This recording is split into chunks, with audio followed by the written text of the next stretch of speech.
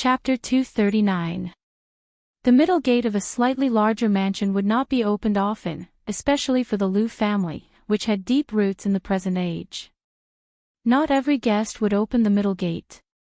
Not to mention the county chief of Hutting County, even the governor of Yangzhou and other officials of the border might not have the qualification and honor to do so. The door could be said to be the face of a family. The Liu family was full of hidden dragons and crouching tigers. There were hundreds of officials, advisors, and servants. Although they had just sent the housekeeper, Liu Dongyang, to send away the group of people on the street, many people were secretly observing every move here. However, when the Bailiang's light cavalry opened the door, the Liu family did not send out any men of sacrifice. Only a middle-aged Confucian scholar with a pure yang scarf on his head and cloth shoes on his feet walked out. He was dressed simply and shabbily. Behind him was a young servant with a delicate temperament. He held an ancient sword in a black sandalwood scabbard wrapped in the skin of a southern sea shark. Unlike other famous swords, this sword did not have the slightest chill when it was sheathed. The middle-aged man looked at the housekeeper who had died in the courtyard and sighed softly. The door had been opened in an uproar. Lieutenant Yuan Meng and the Confucian scholar in the courtyard looked at each other. The middle-aged man from the Liu family bowed slightly and said indifferently, "Today, the Liu family did not treat guests well. As the housekeeper, Liu Dongyang should be punished, but not to the point of death. A return of gifts needs to be returned." Yuan Meng knew what was good and was on guard. He held the Bailiang knife in his hand tightly. The murderous aura that was nurtured by battle formations was naturally different from the aura of Jianghu people. After the Confucian scholar who was not holding a book but a sword by his side bowed, he faced the drowsy old man in a sheepskin coat in the carriage in the distance. This time, he bowed deeply and said, "I am Liu Baijie from Hutting County. I received the ancient sword Ba Xiu when I was 11 and have been practicing swordsmanship for 36 years. I would like to learn from Senior Li." When the old god of swords heard the two words, Ba Xiu, he slowly opened his eyes and glanced at it. He nodded and said, "It is indeed Yang Yuzhang's sword." This old man was limited by his aptitude and his swordsmanship was mediocre, but his vision was not bad. When this old man fought with others, he would have a headache every time he saw this guy. However, Yang Yuzhang once said that he would not accept any disciples in this lifetime. "How did you obtain the last sword from the Tangxi sword furnace?" Liu Baijie, who introduced herself in front of Li Chungang and performed the etiquette of a junior, smiled and said, "It's probably because I was nicknamed Tangxi when I was young. I met my master by chance and was given the Ba Xiu sword and half of the sword manual. For 36 years, he had not dared to slack off for even a single day." His master held the old senior in high esteem. He said that the two-sleeved green snake could dominate the sword forest for 50 years. Junior has been longing for this for a long time. "Today, I have the courage to draw my sword partly because I am forced to do so by my status as a disciple of the Liu family, but mostly because I want to sharpen the inferior swordsmanship that I have cultivated behind closed doors for 36 years. If I lose, I implore Senior not to take your anger out on the Liu family." The old man with the sheepskin fur coat said impatiently, "Your tone is exactly the same as Yang Yuzhang's. Why don't you try? If you only have the craftsmanship of Yang Yuzhang's swordsmanship and not the ingenuity of his swordsmanship, then you are not worthy of this old man taking action. Who the F***ck wants to make things difficult for you aristocratic families? Do you have nothing better to do? Swatting flies with a bamboo pole in a latrine pit, you will be splashed with feces no matter what." This old man did not believe in heresy back then and suffered a great loss at the hands of lame Su. At this point, the old man immediately shut his mouth. Exposing one's shortcomings was not Li Chuangong's usual style. Liu Baijie smiled and stretched out two fingers to gently stroke the scabbard. The famed Ba Xiu sword was half unsheathed. At this moment, a familiar sound of footsteps came from behind. The woman called out, "Little uncle." Lu Baijie, the youngest and most leisurely of the Lu clan's glittering jewels 7 jades in the lake pavilion, had a sorrowful expression on his face. His fingers swiped back and the Boshio ancient sword that had appeared in the world immediately returned to its scabbard. Everyone only caught a glimpse of a bright azure edge. Lu Baijie was the youngest son of the previous master of the Lu clan, Lu Xianhua. Compared to the current master's eldest son, Lu Daolin, he was a full 20 years younger. Lu Baijie was born of a concubine. He was naturally intelligent, but he was indifferent to fame and fortune. He was not passionate about the 3 immortals of Confucianism and was obsessed with the way of the sword. Until now, he had not married, so naturally he did not have any children. He rarely showed his face in the Lu clan. Among the influential members of the Lu clan, Lu Baijie was the only one who was truly close to the widow. He, who did not have any children, largely regarded Su Jihu as half a daughter. If he had not secretly stifled the signs of many disasters, the Lu clan would have long been in chaos. Not to mention others, the woman whose father was the master of the Su clan had done too many dirty deeds. But he was apprehensive about her identity as his sister-in-law and felt the pain of losing a child. Otherwise, Lu Baijie would not have allowed such a scandal to happen in the Lu clan. After such a big event as the removal of the center gate, which was enough to shock Yangzhou, Su Jihu, no matter how much he was restrained in the Lu clan, still received the news immediately. Only then did he confirm that his younger brother had arrived in Yangchun City. Other than him, who else could have done such a shocking thing? How could Su Jihu bear to blame him? However, the Lu clan was still her home in name. It would not be good to make things too tense, especially when her father-in-law, Lu Xianlang, was willing to do anything for the sake of his reputation. Which famous person would not cherish their reputation? She giggled at Lu Baijie and called out, "Little uncle," in a coquettish manner. In return, she received a helpless expression. Su Jihu did not exchange pleasantries with the few elders in the Lu clan who were easy to talk to. She ran out of the main door.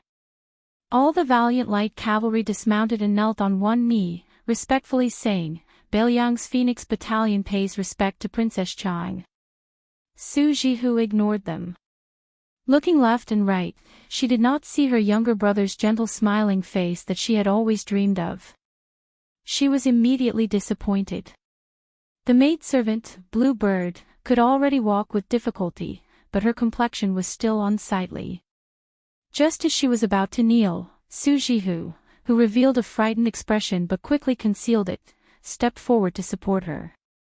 Biting her lips, she asked in a low voice, "Where is Fingnian?" Blue Bird replied softly, "His Highness went to Jiangxin County.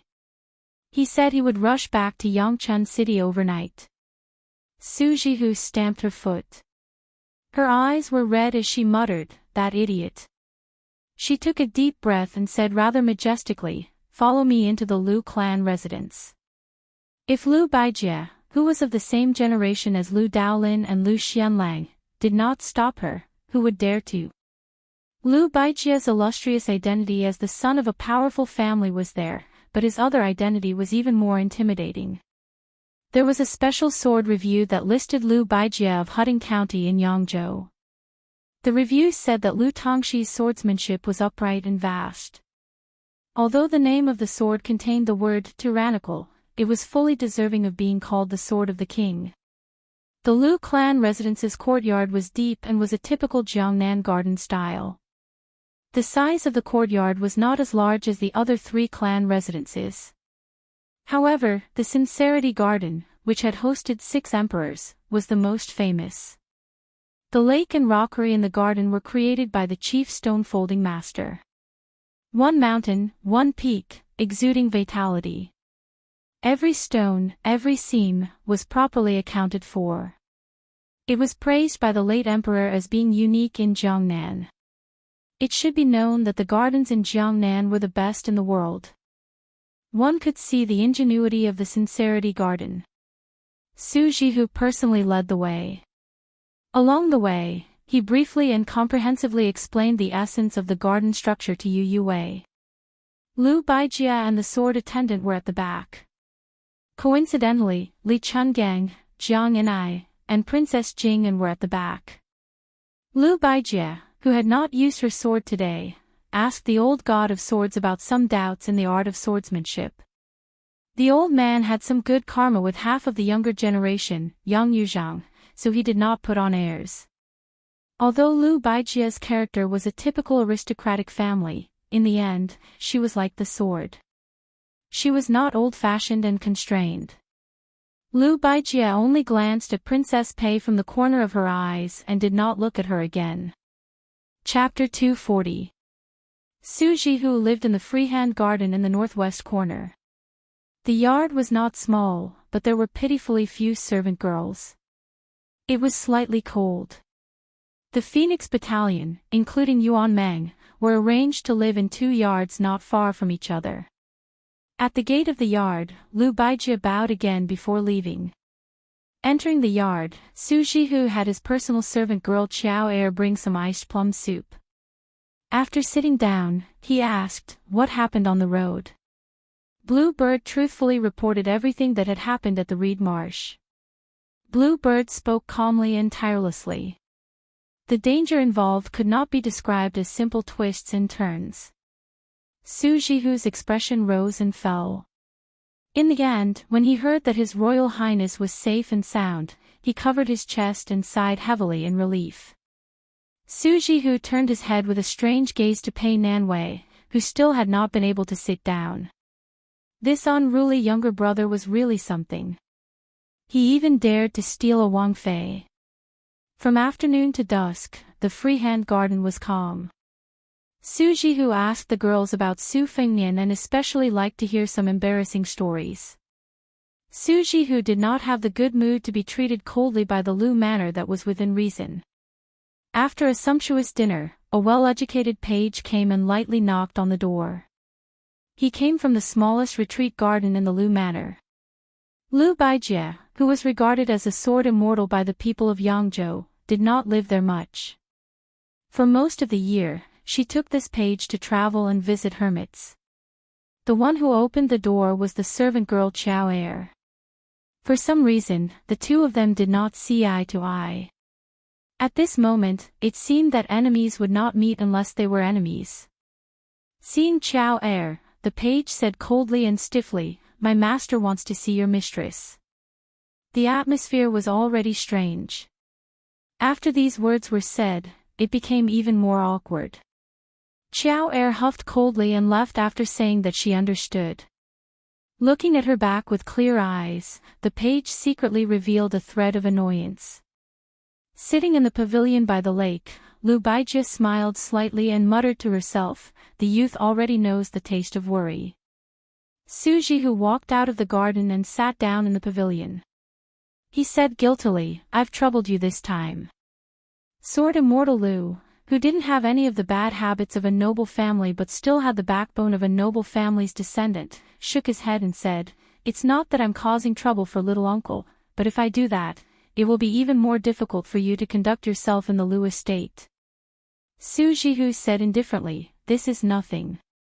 It's nothing more than a fake smile in front of me and a colder smile behind me." Lu Baijia sighed and said, "Let's not talk about second steward Lu Dongyang first. His Highness the Crown Prince ordered his retainers to commit murder in the downtown area. No matter how bad their conduct was, they were still scholars from Hutting County. One of them was even a descendant of a servant. If the Crown Prince didn't dismiss him, little uncle could still go to elder brother and say a few words. Lu Manor would come forward to clean up this mess. At most, we'll just give some compensation to the families of the lesser concubines, as well as a few officials' salary. Anyone would have complaints about using money to buy their lives, but a proper official's position should be enough to shut their mouths. For such a troublesome matter, little uncle doesn't mind making an exception for you. But to tear down the central gate of the Lu estate and kill Lu Dongyang in front of the entire street of Hutting family, second brother cares about his face and not adding insult to injury is already the limit of his patience. The Lu family has experienced ups and downs for hundreds of years and has suffered a lot of humiliation. It's just that in the past 100 years, the bumpy days have gradually lessened. Today, we've been humiliated to this extent. I'm afraid even the master will be angry. Su Jihu was silent. Lu Baijie frowned and said, Jihu, at this time and place, there are only the two of us. Little uncle will speak frankly. As His Royal Highness' younger brother, how can you act without any regard for the consequences? Do you really not care about the opinions of those in the capital at all? You must know that no matter how powerful your father is, in the end, he still set up political opponents like Zhang Julu and Gu Jiantang, who are pillars of the dynasty. Moreover, he wants to push the 4 clans of Yangzhou to the enemy's side of Beiliang. Because of you, Su Shufei was demoted to the Cold Palace. If it was His Majesty's idea, it would be fine. If it was His Majesty's idea, do you think the Su family will still have any friendship left in His Majesty's heart? Moreover, don't you know who Su Shufei is? These years, the Gumu Su family has spent almost all of their manpower and resources to pave the way for her. Now that they've suffered such a calamity, even if the Gumu Su family, who used to have a close relationship with the Lu family, will not be able to advance and retreat together like before. It's exactly the same as Quan Er's sudden death. You'll have to take the blame. Su Jihu raised his head and smiled. I'm used to it. Lu Baijie said bitterly, oh, you.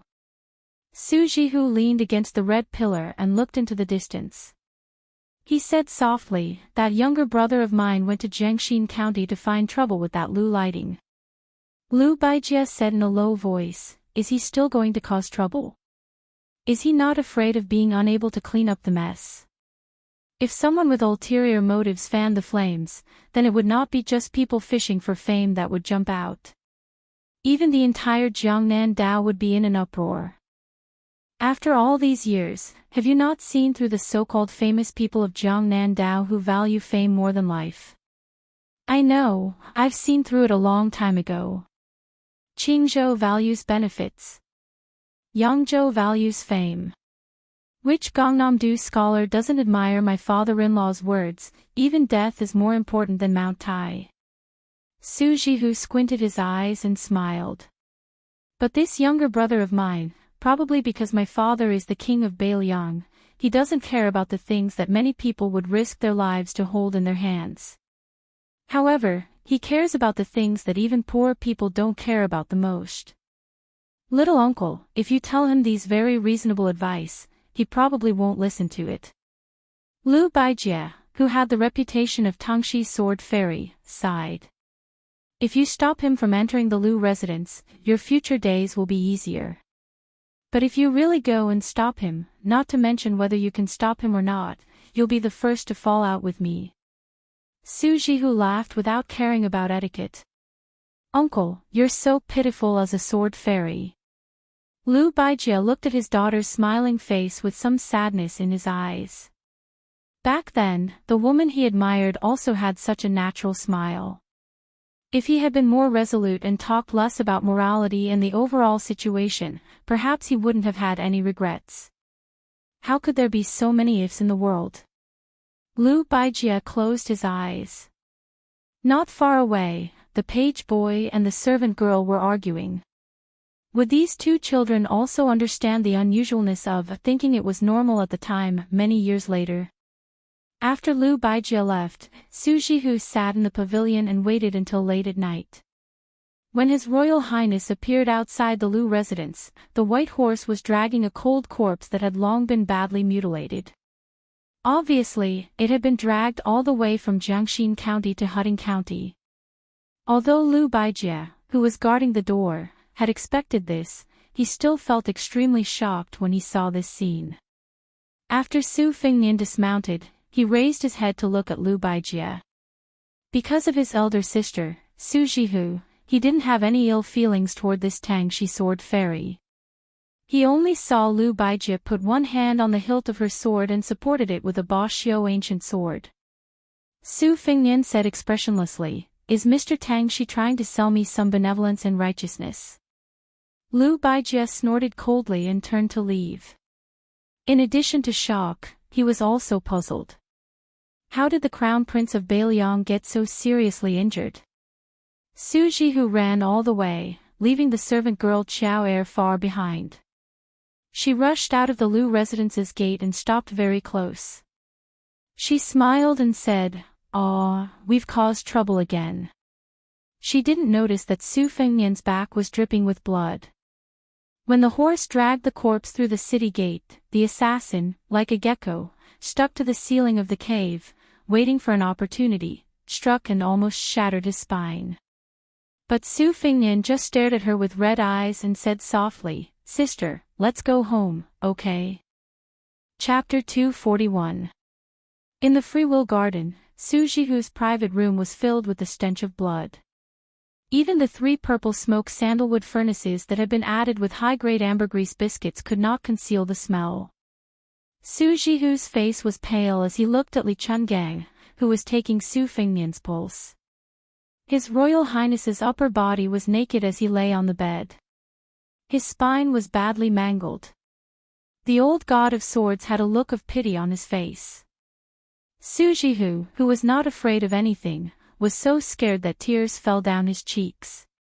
He covered his mouth with both hands, not daring to cry out loud. Su Fengnian, who had just taken a stroll through the gates of hell, did not look like a dying person. Li Chungang nodded and said, "He won't die." What a pity. If the hand knife had been an inch deeper, even De Luo Jin Xian would not have been able to save him. Now, it's just a superficial wound. Is it the young lady who killed Wang Mingyin? Su Fengnian's face was gloomy as he grunted. He brought his halberd, Ningame, Wei Shuyang, and 50 light cavalry to Jiangxin County. From the beginning, he had agreed with the 2 retainers to lure the snake out of its hole. However, he did not expect that the lady who raised the big cat was so patient. On the way from Yangchun City to Jiangxin County and back, His Royal Highness had deliberately revealed so many flaws, but she did not take advantage of them. After entering the city gate, Su Fengnian had just breathed a sigh of relief when the assassin, who had been sticking to the dark wall like a gecko, gently dropped down. Fortunately, she did not seem to have expected that His Royal Highness was already on the 4th floor of the great yellow courtyard. If it had been Su Fengnian in the reeds, his spine would have been shattered by her stab. However, after several failed assassinations, the embarrassed and angry girl immediately gave chase. Su Fengnian stepped on the side wall with the tip of his foot, and she followed closely behind. Just as she was about to deliver a second stab, Ningame's halberd had already been thrown out. Wei Shuyang's figure also swept away like a hawk, and the white horses all brought out their crossbows. Seeing that the situation was not good, she did not continue to fight. She slipped out of the inner gate, and her slender fingers dug into the wall like tofu. After a few leaps, she disappeared in an instant. When they were passing through the Xiongbao County, the horses were drinking water by the stream. She, who had been waiting for a long time, also made a move once. She rushed out from the bottom of the stream, but at that time, Li Chungang was not far away. In an instant, Sword Chi rushed over and did not give her a chance to get close. Everyone only saw this girl hiding in the water, disappearing like a fish. The dense rain of crossbows and short halberds were unable to hurt her in the slightest. She really was a bone cancer. Su Fengnian comforted her, "Sister, it's really all right." Su Jihu, who had put down the huge stone in her heart, wiped her tears and smiled. "Pa!" She fiercely slapped him on the butt. "It's all right, it's all right. With your conduct, how can I sleep in the same bed as you and whisper to each other at night?" Li Chuangong's expression was strange. He originally wanted to tease her, but after thinking about it, he gave up. With Su Fengnian's narrow-mindedness, he would not dare to be angry with him. Perhaps he would vent his anger on Jiang Ni's head. Damn, everything has its vanquisher. This old man also had a day like this. There was no justice in the world. He reluctantly got up and left the fragrant boudoir. In the room, Bluebird and the servant girl Xiao Air also tactfully left. Only this pair of siblings who had been close since childhood remained. Although it was an external injury, the flesh was torn open and it was not good. Su Fengnian was just about to take a break when he felt that something was wrong. He was both helpless and resentful. Sister, why did you take off my pants? There's no injury there. Su Jihu did not have the perception and arrogance of an older sister. She sweetly said, Fengnian, I'm not at ease. It's better to take a look. There are no outsiders here. Why are you blushing? Su Fengnian reached out to protect his belt. He turned his head and angrily said, Sister. How old are you already? Don't be so shameless, okay? Su Jihu pretended to have a face full of hidden bitterness. If it was someone with a shallow cultivation, like those famous scholars in Gangnam-do, they would have lost their souls. But Su Fengnian had been with this older sister for many years.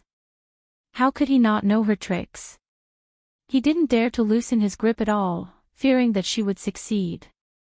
The siblings were in a stalemate.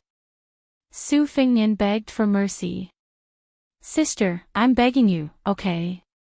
No one takes advantage of the situation and torments the injured like you. Su Jihu resentfully withdrew her hand. But she did not forget to slap his royal highnesses but again. She chuckled and said, oh, very perky. It's good to practice the blade. This physique is very good. When your injury is healed, the fertile water should not be left to outsiders. You have to let me have some fun. Su Fengnian had a headache and said, if you continue like this, I'll go to my second sister's place tomorrow. Su Jihu leaned over, her charming face close to his royal highness. Her breath smelled like orchids. She snorted and said, you heartless fellow. Tell me, who in the family doted on you the most? Who wet the bed when you were young? And who secretly washed your quilt? Now you're turning your back on me. Su Fengnian turned his head to look at this dignified and virtuous face.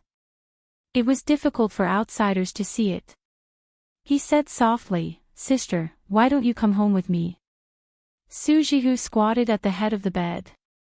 She rested her chin on her hand and stared at her younger brother who had just entered Yangchen and started a massacre. She said gently, this is sister's home. A married daughter is like spilled water. Why else would there be the saying, spilled water can't be recovered?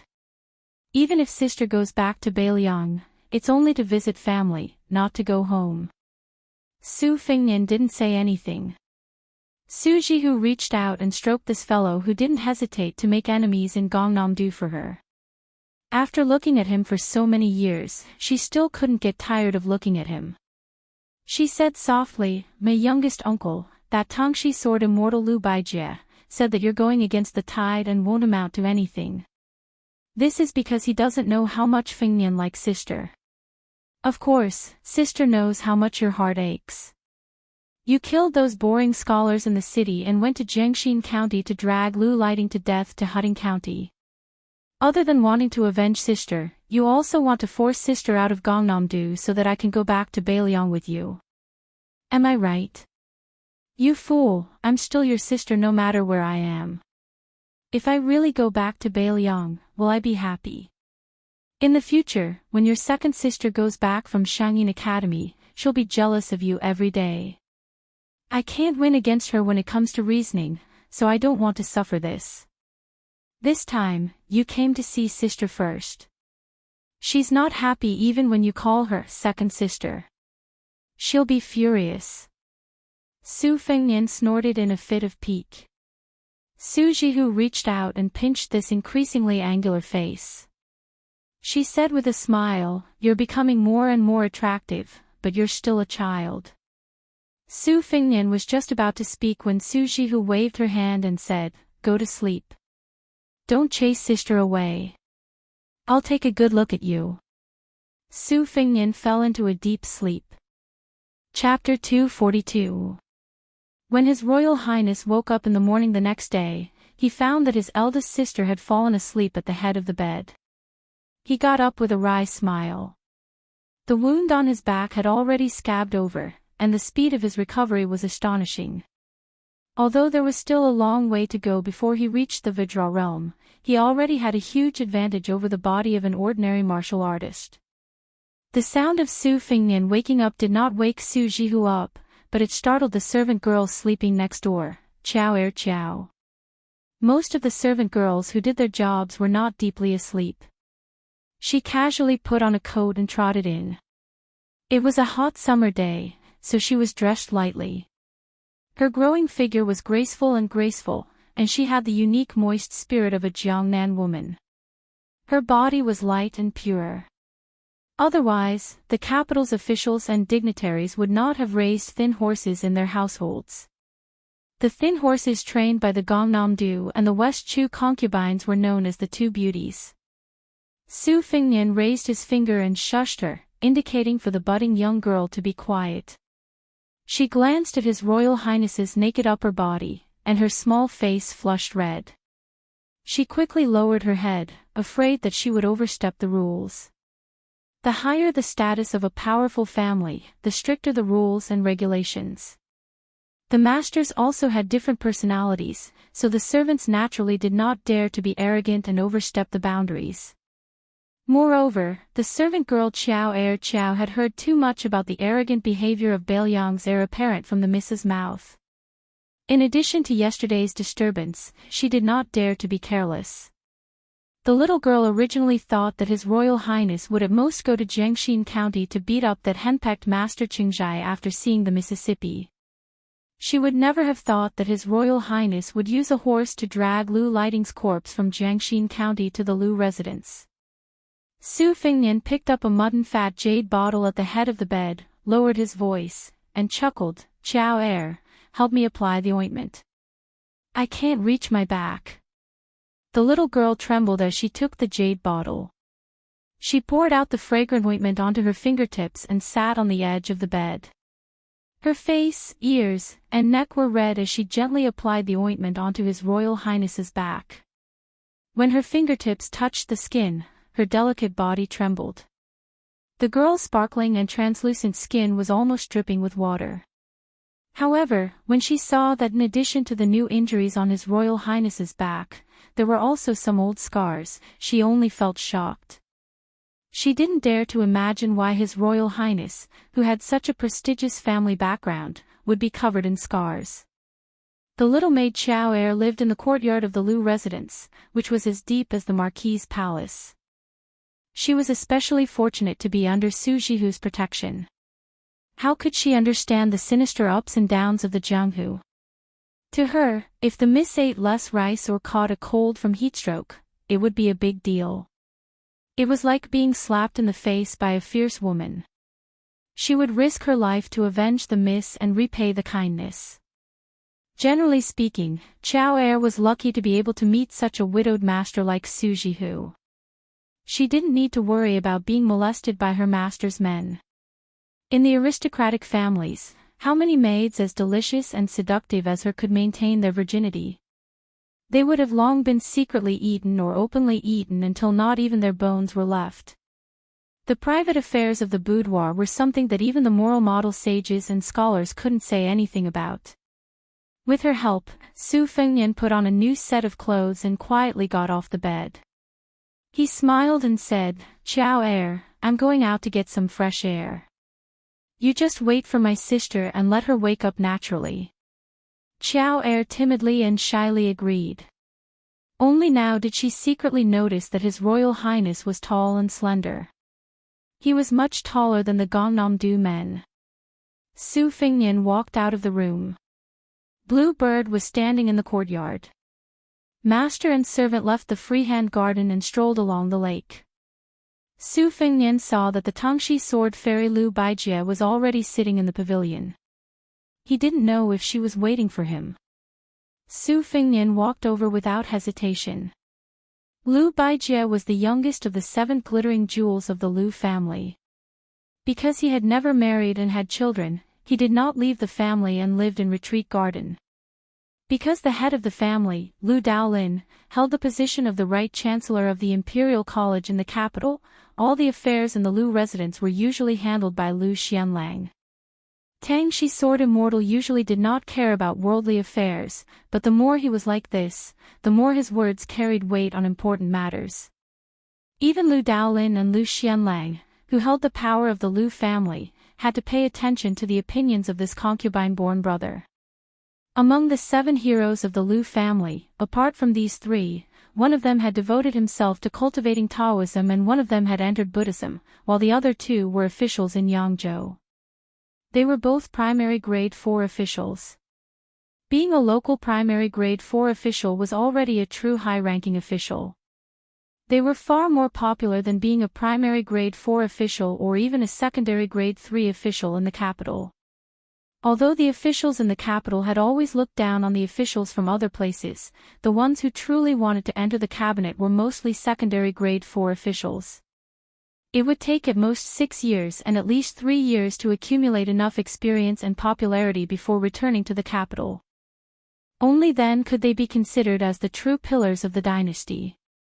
Originally, with Lu Baijia's talent, he could have become the backbone of the Lu family, second only to the head of the family, Lu Daolin. However, the head of the family was still his elder brother, Lu Daolin, so Lu Xianlang could only complain. After entering the pavilion, Su Fengnian gave a junior salute and said respectfully, "Fengnian pays his respects to Mr. Tang Shi. Last night, I mistakenly thought that Mr. Tang Shi wanted to stop me from entering the mansion. In a moment of desperation, I spoke disrespectfully. I hope Mr. Tang Shi won't blame me." Lu Baijia said coldly, "His Royal Highness is too serious. However, I don't have much moral benevolence to sell. Why did your highness enter the pavilion?" Su Fengnian said with a smile, "Big sister has been saying that Mr. Tang Shi is good all these years. Today, I came to ask for a beating from Mr. Tang Shi. Coincidentally, I was a little injured. I thought that Mr. Tang Shi would be gentler." Lu Baijia was obviously stunned for a moment. She said with a smile, "Your highness's scoundrel temper is exactly the same as your sister's." Su Fengnian said, "Both of us learned from Su Shao." This was the first time Lu Baijia heard the 2 words, Su Shao, from someone's mouth. In Gangnam-do, no matter how famous people talked, they would at most refer to the barbarian son of Bailiang. There were very few who dared to call him Lame Su. At most, they would only do so in private situations, not to mention calling out Su Zhao's name directly. Lu Baijia smiled and said, "How long does your highness want to stay? Do you plan to kill a few more Gangnam-do scholars?" Sword will overflowed in the pavilion. Blue Bird frowned and was about to step into the pavilion when Su Fengnian waved his hand and stopped the daughter of Spear Immortal Wang Xiu. He faced Sword Immortal Tang Shi and said calmly, "It's fine as long as they don't provoke me. I'm not a devil who has nothing better to do than to kill people. It's more like having a full stomach thinking about sex." Lu Baijia smiled coldly and said, "Is your highness not afraid of causing trouble for the king of Bailiang who is still in the capital?" Su Fengnian shook his head and smiled. "Mr. Tang Shi, you don't know. If I came to Gangnam-do calmly and then left Gangnam-do calmly and let those scholars talk about my elder sister, Su Shao would really be angry. Whether it's killing Lu Lighting or scholars, the memorials from Jiangnan are flying to the capital like snowflakes. Su Shao has a headache, but he's actually very happy. When he returns to Bailiang in the future, he might secretly scold me for killing so few." Lu Baijia sighed helplessly and said, "Your highness, your family." However, there was clearly more sincerity in Sword Immortal Tang Shi's faint smile. Su Fengnian looked at the lake and said, "My elder sister still refuses to return to Bailiang. She says this is her home. What's so good about this home? Mr. Tang Shi, please teach me."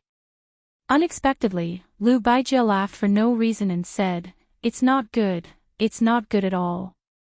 It's a pity that I don't have the final say in this home. Otherwise, I would have told your sister to scram back to Bailiang long ago. Hurry up and scram. Out of sight, out of mind. Otherwise, I won't be able to enjoy myself when I go out to play. Su Fengnian immediately had a good impression of this sword immortal of Yangzhou. He grinned and had a bit of the feeling of a naughty junior interacting with an enlightened senior. Chapter 243. Most of them were acquaintances from Huting County. When they saw the widow Su Jihu get off the carriage, they immediately shut their mouths. Compared to their previous attitude of watching a show, after yesterday's incident, the other counties in Huting County were still fine. However, all the well-informed aristocratic families in Yangchun County had long been shocked speechless by the methods of His Highness the Crown Prince. After killing the scholars on the street, he rampaged through the soldiers in the city that were several times more numerous. It was said that he even dismantled the middle gate of Lu Manor. That night, he dragged Mr. Qingzhai's corpse into the city and threw it at the gate. What kind of behavior was this? How could this be described as tragic? The elders of the aristocratic families in the city got up in the middle of the night and talked with their old friends under the light. They all lamented that this was the greatest humiliation in Yangzhou in 100 years. It was said that Lang Jiang Donggong Huang, who was the most ruthless in dealing with the aristocratic families, had received orders to bring 600 elites from the provincial capital to Yangchun today. Who didn't know that Lang Jiang, who killed Gumu Su's third son as soon as he took office, had a deep relationship with the Yu family? Furthermore, he was General Gu Jintang's trusted aide in the past. The gate of the temple was tightly shut. After Su Fengnian got off the carriage, he saw that there was a small and exquisite square pond in front of the temple. Beside the spring, there were green trees hugging each other, and there was also a strange old pine. Su Jihu intimately held his arm and walked over. There were stone dragon heads on each side of the pond. Spring water dripped from the dragon mouths. The water was clear, and the scattered copper coins at the bottom of the pond could be seen clearly.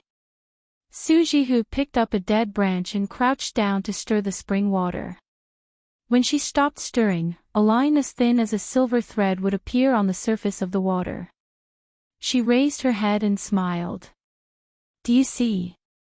It's said that this is the scene caused by the mixing of mountain water and spring water. Interesting, isn't it? Su Fengnian crouched down and wanted to reach into the water to pick up a few copper coins. Su Jihu smacked him with the branch and scolded him jokingly, "Have you gone crazy from being so poor?" Su Fengnian still picked up a copper coin and pinched it between two fingers. He chuckled. "I'll save as much as I can." He stood up. The air outside the temple was fresh and the birds were chirping. He raised his head and saw that the greenery in the temple was higher and higher. He withdrew his gaze.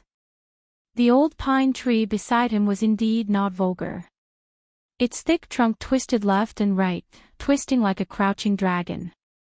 He didn't know if it was the will of the heavens or man.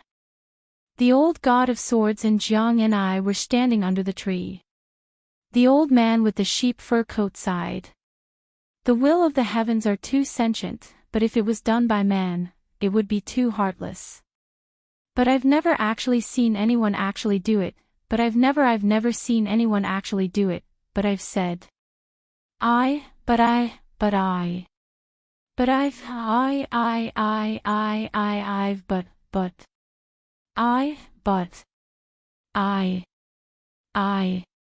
Su Fengnian smiled and said, "Shall I try?" Su Jihu glared at him. "You dare." When Dum Chao saw this, she smiled gently. His Highness the Crown Prince and the young miss really loved each other. Perhaps because he was caught laughing, Su Fengnian made a face at the little girl. The servant girl was so frightened that she quickly hid behind Su Jihu. The little girl's heart was beating like a deer. She didn't seem to be afraid. Instead, she seemed to have been gently scratched by something and couldn't calm down. Su Jihu turned his head to look at the little girl who was in a daze. He smiled knowingly. How could there be a girl in the world who didn't like her younger brother? But on the surface, Su Jihu still rolled his eyes charmingly at Su Fengnian. He waved the branch as if warning him not to fool around in a Buddhist holy land. The door of the temple slowly opened. The two little monks joined their hands and bowed. It was just that today, the side room was the place where pilgrims and vegetarian meals were provided. After Su Jihu and his entourage took their seats, no one else dared to enter.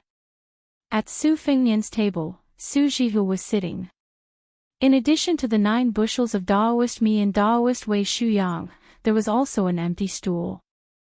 The maidservant heir Qiao and the military general Ningame were both standing. Princess consort Jin Gan knew her place, and in addition to the fact that she had been terribly bullied on the way here, she was even more unwilling to sit down. Su Jihu was a person who liked crowds. He asked Jiang Enai, who was sitting at the next table, to call her over. The little mud girl hesitated for a moment, but didn't refuse. When she approached, Su Jihu pulled her over to sit beside him. He smiled and said, "Jiang Enai, you're really getting prettier as you grow up. You were already pretty when you were young. Back then, you were the only one who could compare with Fengnian. At first, I was worried that a girl would change 18 times between childhood and womanhood. I was afraid that you wouldn't be pretty when you grew up, but now it seems that I was worried for nothing. Come, tell sister whether Fengnian bullied you or not." The little mud girl was quite a shrewish girl in front of His Royal Highness and the old God of Swords. At this moment, her face was red and she didn't say anything. Su Fengnian laughed and said, "Your face is red. It's rare, rare." Jiang and I didn't glare at him angrily, but she lifted her foot and stomped on him. His Royal Highness lifted his foot and laughed, I'll hide. You want to fight with me?" With Su Jihu present, Jiang and I didn't make any verbal moves. Su Jihu laughed softly, "It seems like you're often bullied. Don't worry, I'll help you take care of him later." The little mud girl lowered her head and didn't say anything. Su Fengnian muttered, "Is it my sister or her sister?" Su Jihu raised his hand and pretended to hit her, but His Royal Highness leaned to the side. She lovingly stroked Jiang Ni's slender shoulders. "Jiang and I heard that after leaving Beiliang, you've been reading for this scoundrel. This is a good thing. During this period of time, if you come to read Wang Dongxiang's The First Snow to your sister, the price will be doubled. It will all come from that guy's pocket. He won't dare to not pay." Jiang and I raised her head and grunted heavily. It was the first time she smiled this month. Su Fengnian ruined the mood and teased, "Dimples, 2 little dimples. Ha, I saw it. Fine, double the price is double. It's worth it." Jiang and I immediately put on a straight face, but there was still a smile in her eyes. Naturally, it was all because of Su Jihu. It had nothing to do with that scoundrel. Su Jihu laughed, "Our little Jiang and I looks the best when she smiles. No girl in the world can compare to her. That's why you have to smile more, you won't age easily." An old man wearing a sheepskin coat sitting at the next table with his legs crossed laughed, "Little Su, your sister didn't give birth to this body for nothing. Her heart is much better than yours." Su Jihu hugged the little mud girl, turned his head and smiled charmingly, "Just because of Sword God Li's words, I'll give you 10 jars of good wine." The old sword god gave a thumbs up and praised, "Heroic. This old man will definitely drink this wine. If anyone dares to make things difficult for you in Gangnam-do these days, this old man will be the first to go against them." Su Fengnian was vexed, "Why do I feel like I'm not a good person?" Jiang and I, who was in Su Jihu's arms, laughed, "You just realized." Su Fengnian was pleasantly surprised, "Look, you have dimples again." Jiang and I turned her head and was about to put on a straight face when Su Jihu gently poked her little dimple that could make all the men in the world drunk. She lowered her head and teased, "You cute girl. Sister is willing to let that guy leave Gangnam-do, but I can't bear to let you go. Su Fengnian stretched out his hand and slapped it on the table in front of Jiang and I. After retracting his hand, it was the copper coin that he picked up from the spring water. He shamelessly said, "I'll give it to you." Isn't that heroic? Jiang and I hesitated for a moment. Probably because of Su Jihu's face, she reached out and took the copper coin and held it in her hand. After the vegetarian meal was served, Su Jihu ate the wonton and said, "Today there's a debate at Bagua Temple. Do you want to listen?" Su Fengnian said indifferently, "Up to you." Su Jihu emphasized, "You can listen, but you're not allowed to fight or kill." Su Fengnian buried his head in a vegetarian bun and said, "Don't worry, Mr. Tang, she will definitely keep an eye on me." After breakfast, Su Jihu took him to see the peonies in Bagua Temple. Jiang and I and Li Chungang walked at the back. The little mud man took advantage of the fact that no one was paying attention and opened his palm. He peeked at the sweaty copper coin and then quickly clenched it tightly like a thief. The old god of swords who seemed to be looking left and right sighed in his heart. "Mother, you silly girl. You're going to be eaten alive for the rest of your life. Could it be that a small copper coin is more valuable than this old man's lifetime of swordsmanship?" Chapter 244.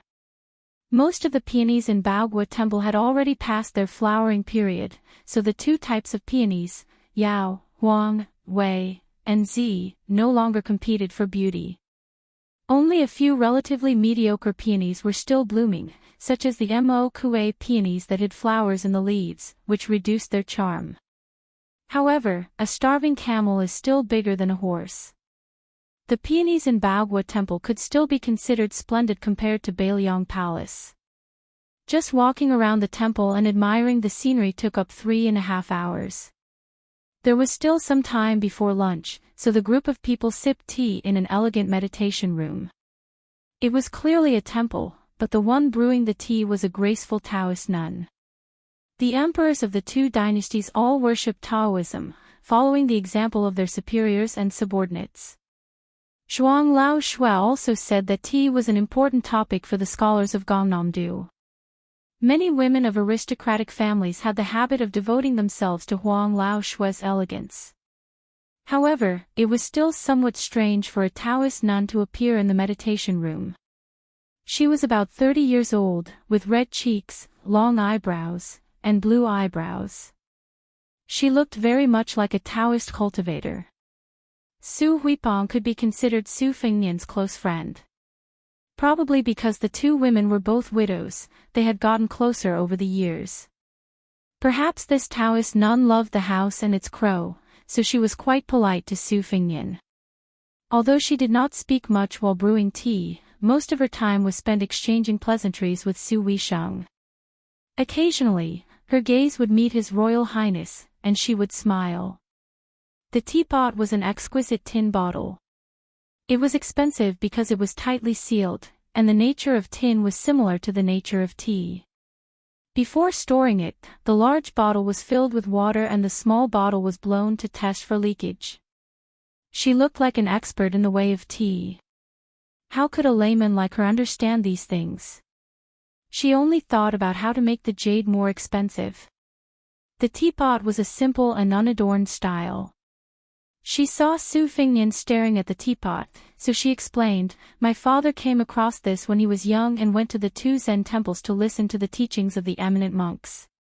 He took the mud from the hands of a monk who had been farming all year round and sank it to the bottom of a vat. He followed the pattern of the gall of a ginkgo tree in the two Zen temples and carved it into it. Later, for some unknown reason, it spread. The name of the pot came from hiding one's fingerprints can welcome spring. However, in Yangzhou's ordinary wintering pots, the mud and sand are all dug from the head of the Yangtze River." Su Jihu was trying hard to insert a peony into Su Fengnian's hair bun, but Su Fengnian would rather die than comply. The brother and sister went back and forth, but Su Jihu, who had not succeeded in the end, panted and laughed, "That old monk is the great abbot of the two Zen temples. I heard that he has lived for 150 or 160 years. In the whole world, only the great master of the Dan Cauldron of Wudang Mountain in Beiliang, Song Jiming, can compare. Every 10 years, Uncle Su would go to the two Zen temples. Other than listening to Zen and scriptures, he would also ask the old monk for the mud for his hands. Therefore, a caddy of mud on the head of the Yangtze River is worth a caddy of gold. In the end, the teapot made by Uncle Su's father has the Buddhist aura. Su Fingnian had just taken a green jade teacup and was about to drink some tea when he heard that the teapot was made from the old monk's hand-washing mud. His expression immediately became unnatural. He could not drink the Buddhist aura, and he really did not want to drink it. However, since he had already boarded a pirate ship, it was difficult to disembark. He could only force himself to take a sip. He could not drink the tea properly, so he did not dare to blindly show off. The tea leaves and the spring water used to make the tea were naturally excellent, but as soon as he thought of the 3 words hand-washing mud, he felt a little discouraged and lost interest. In a moment of carelessness, Su Jihu inserted the peony flower into his hair, but he was too lazy to pull it out. For no reason, he thought of Miss Li Zi who claimed to live in the temple, and the little monk Zunan Nan. For a moment, he was lost in thought, and then he thought of the rumors about the old abbot of the two Zen temples. It was said that this old monk, who was regarded by the world as a holy monk and destined to be called an ancestor after his death, was very interesting. He was very illiterate. When he was young, he only chopped firewood and burned charcoal to support his mother. The family who bought firewood believed in Buddhism and often read the Diamond Sutra. Over time, he understood something.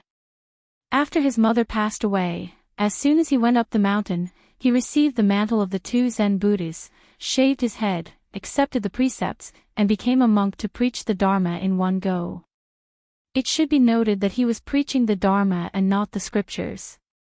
Although this had something to do with his poor background in illiteracy, there was no doubt that this monk's comprehension was close to that of the great Buddha. Listening to the Diamond Sutra, he understood 10,000 things. The monks of the two Zen temples had recited more than 10,000 scriptures. However, when they asked this monk for advice on Buddhist scriptures, the monk would come straight to the point and say that he had never read their scriptures. Therefore, the monk only asked them to recite the scriptures. Often, when they recited a small part or half of the scriptures, the monk would say, "Stop," and then he would explain to them. No one disagreed. There was once a century-old abbot of the Fahua Temple, the largest temple in the southern kingdom, who asked a 40-year-old monk why he could not understand the meaning of the Lotus Sutra after reading it 10,000 times. In the end, after the old abbot recited only a few paragraphs, the young monk began to explain the meaning of the scriptures. The old abbot was enlightened and left with gratitude. When the world heard this, it was simply amazing. It was impossible to imagine how a monk who could not even read scriptures could save people. Even the immortal chi of the Dragon Tiger Mountain had to salute him when he saw him. The two most outstanding figures of Buddhism appeared at the same time in a lotus debate 60 years ago, but the result left everyone confused. The two just sat facing each other without saying a word for the whole night. That was the last time the immortal Qi Xuanjun appeared in the world before he ascended. Chapter 245. When this monk was no longer young and grew older, no one had ever heard of him learning to read or read scriptures. Only when the white-clothed monk, who had been away for 15 years, returned did he have his disciple talk about scriptures for 3 days and 3 nights, nodding repeatedly. In the end, he risked universal condemnation and allowed the white-clothed monk to drink wine and marry a wife. Later on, he had an epiphany of betrayal. Su Fingnian was shocked and spilled tea all over the floor. He muttered to himself, "White-clothed monk Li Xiaoxin, Miss Li who has lived in the temple since she was young." Taoist nun Su Huipong had already seen that Su Fingnian was not in the mood to drink tea. Spilling tea like this was even more rude. How was it different from the secular world? She was somewhat unhappy, but did not say anything. She no longer had any thoughts of pouring a second cup of tea for His Royal Highness. It seemed that what the world said about the Bailiang heir having a golden exterior was not an exaggeration. Her sister, Su Shufei, who was originally expected to be the most favored in the harem, was suddenly banished to the cold palace. Everyone in the Su family was furious, but she was a widow and would not vent her anger on Su Jihu like the other members of the family.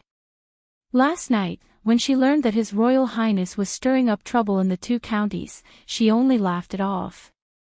She did not even agree when the family told her to use Su Jihu to get close to His Royal Highness to find out the truth. Seeing it with her own eyes today, she was really disappointed. He was nothing more than relying on the king of Bailiang's family to bully others. This was no different from the useless descendants of the 4 great clans in Yangzhou.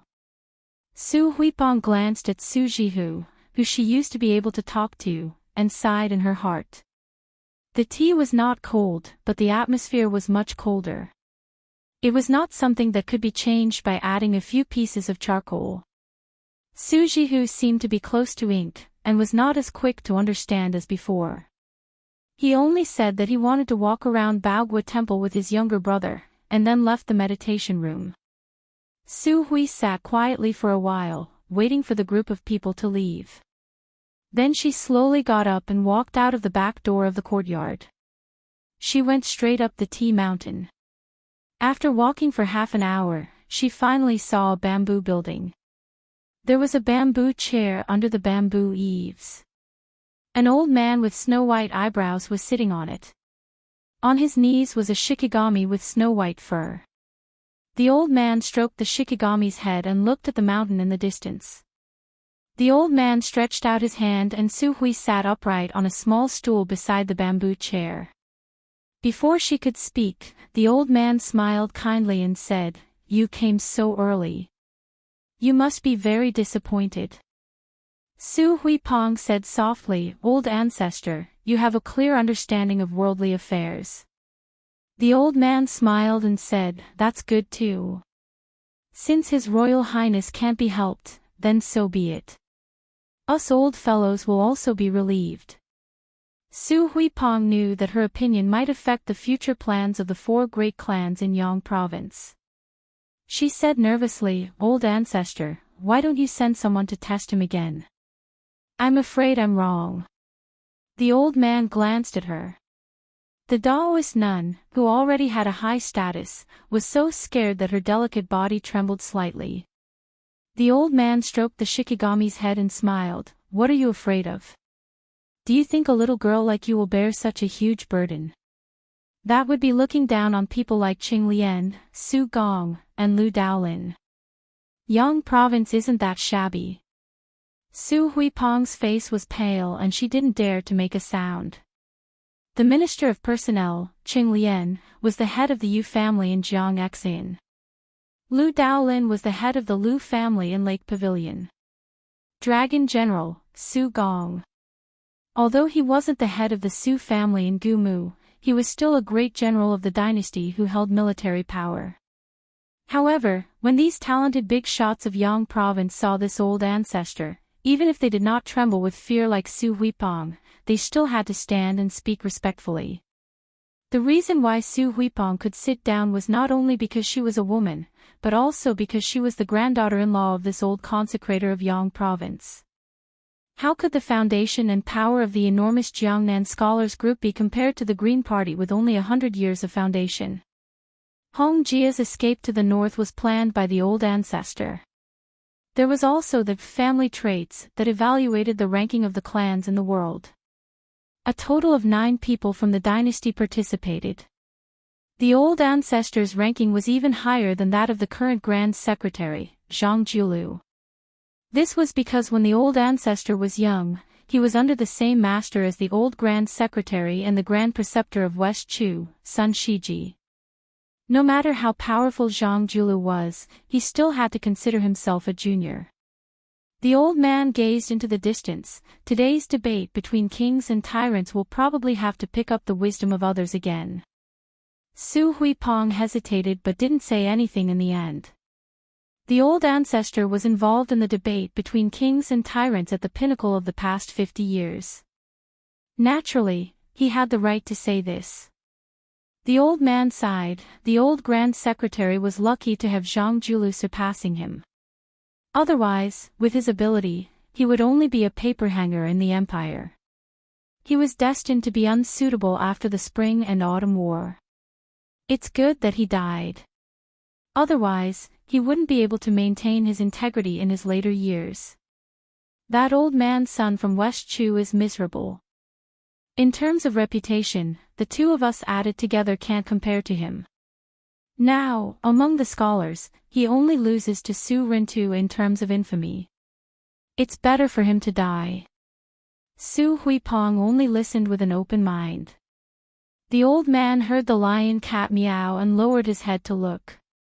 He smiled. It's not good for that crown prince to not be able to rise. It's a good thing in the short term. In the long term, wouldn't we have lived in vain after being called old by Tang Shi Sword Immortal for so many years? Su Huipong fell to his knees. The old man muttered, "What happened between you and Lu Baijie in the past is nothing. Get up. The ground is cold and it's not good to get cold. One has to be down to earth, but this isn't the way to do it." Su Huipong stood up shakily and sat down again. The old man narrowed his eyes and said, "Go. Let that humble scholar meet his royal highness. With him coming up with plans for Bailiang, he won't lose to Zhao Guangling and Su Rintu back then. This stagnant water will be revived." Su Huipong stood up gently. The old man said calmly, "Go and recommend yourself to that crown prince. Only then can you completely sever your relationship with Lu Baijie." This female Taoist priest who had been pure of heart and few desires for many years didn't refuse. When she left, she bit her lip until it bled. Chapter 246. Su Huipong walked along the Tea Mountain path and finally walked out of the great ancestors' field of vision. She stood among the tea bushes and looked at the yellow glazed roof pavilion at the top of the Baogwa temple, lost in thought. Other than the blood from biting her lip, there was not much grief on her face. She did not hate the great ancestors' arrangement, she only hated the green-robed swordsman for not fighting back then. She cultivated wholeheartedly and had the ability to retain her youthful appearance. She looked like a 30-year-old woman, but she was actually close to 40. When she first met him, she was only 13. How many 13s could there be in life? She wiped away the blood and walked down the mountain with a gloomy face. Su Huipong did not know that the green-robed swordsman had been watching for many years in the depths of the shade. After seeing her enter the Baogwa temple, he slowly walked toward the bamboo building. The old man and cat were still there. The snowball-like Shih Tzu screamed. The dozing old Yangzhou minister of offerings raised his eyelids with some difficulty and looked at the unpolished jade carefully carved by the Lu family. This swordsman used to be so high-spirited. If it were not for the fact that he could not overcome the barrier of love, he would have gone very far whether he was an official or a swordsman. The old man comforted the frightened Shih Tzu on his knees and frowned. He asked calmly, "Did you hear that?" Tangshi Sword Fairy Lu Baijie nodded. He looked at the old man coldly with one finger on the scabbard. It looked like the ancient sword could be unsheathed at any time. With Lu Baijie's attainments in the sword evaluation, he could unsheath his sword very quickly. He did not need to show it deliberately. Of course, this was Lu Baijie expressing his position. If the old man did not take back his words to Su Huipong, he did not mind doing another disgraceful act as Tangshi's sword fairy and not as a disciple of the Lu family. "So what if you are the old master of the Jiangxinyu family? I, Lu Baijie, have a sword in my hand and a clear conscience. Why should I care?" Yu Jinkong's eyelids trembled. One of his hands was no longer stroking the snow-white Chaosi. Instead, his 5 fingers formed a claw and gripped the pet's head. However, he didn't use any strength. The Chaosi, which instinctively felt uncomfortable, didn't seem to understand. It turned its head. Yu Jiankong, one of the few people in the dynasty who had hopes of obtaining the posthumous title of Wenzhong after his death, suddenly laughed self-mockingly. As for the posthumous title of Wenjing, that was even higher than Wenjong, the dynasty had been empty for 120 years. Even he didn't have any extravagant hopes. The old man only looked again at the distant green mountains. There were many mountains and rivers in Jiangnan, and he never got tired of looking at them. There was actually a rare hint of compromise in his light tone. He said softly, "Tangxi, you know that back then, my original intention was for you to be the head of the Lu family." Lu Daolin was also willing. Lu Baijie rudely interrupted, "I don't want to." Old consecrator Yu Jian frowned and said, "You are unwilling to marry the pearl of the Yu family, unwilling to become the head of the Lu family, unwilling to be recommended to become an official, unwilling to be a general. As a child of the Lu family, Tangxi, do you know that there are too many things you are unwilling to do that are against the rules? If you didn't slack off like this, how could the Lu family even surpass the Bo family and the Yuan family and suppress you all?" Lu Baijie was silent. Her finger no longer touched the scabbard. The old consecrator sighed and extended his hand, indicating for this junior that he had once thought highly of to sit on the stool. After Lu Baijie sat down, Yu Jiankang, who had specially rushed over from Jiangxin County to Baogua Temple today, smiled. "It's a pity that she's not a descendant of the Yu family. The juniors of my family are more than steady, but lacking in drive. They can only preserve what they have, and it's very difficult for them to revive. How would they dare to call us old fellows old farts? Even if they have resentment, they don't even dare to curse in their stomachs. At such a young age, they all have an unbearable stench of lethargy. Tangxi, do you know why I'm making things difficult for a girl like Su Huipong?" Sword Immortal Tangxi shook her head. The old consecrator picked up the Persian cat with both hands and sighed. "How is she worthy of you?" Lu Baijie smiled bitterly. "But I just can't let go of her." The old man snorted coldly. "Your father had a son in his later years, and he especially doted on you.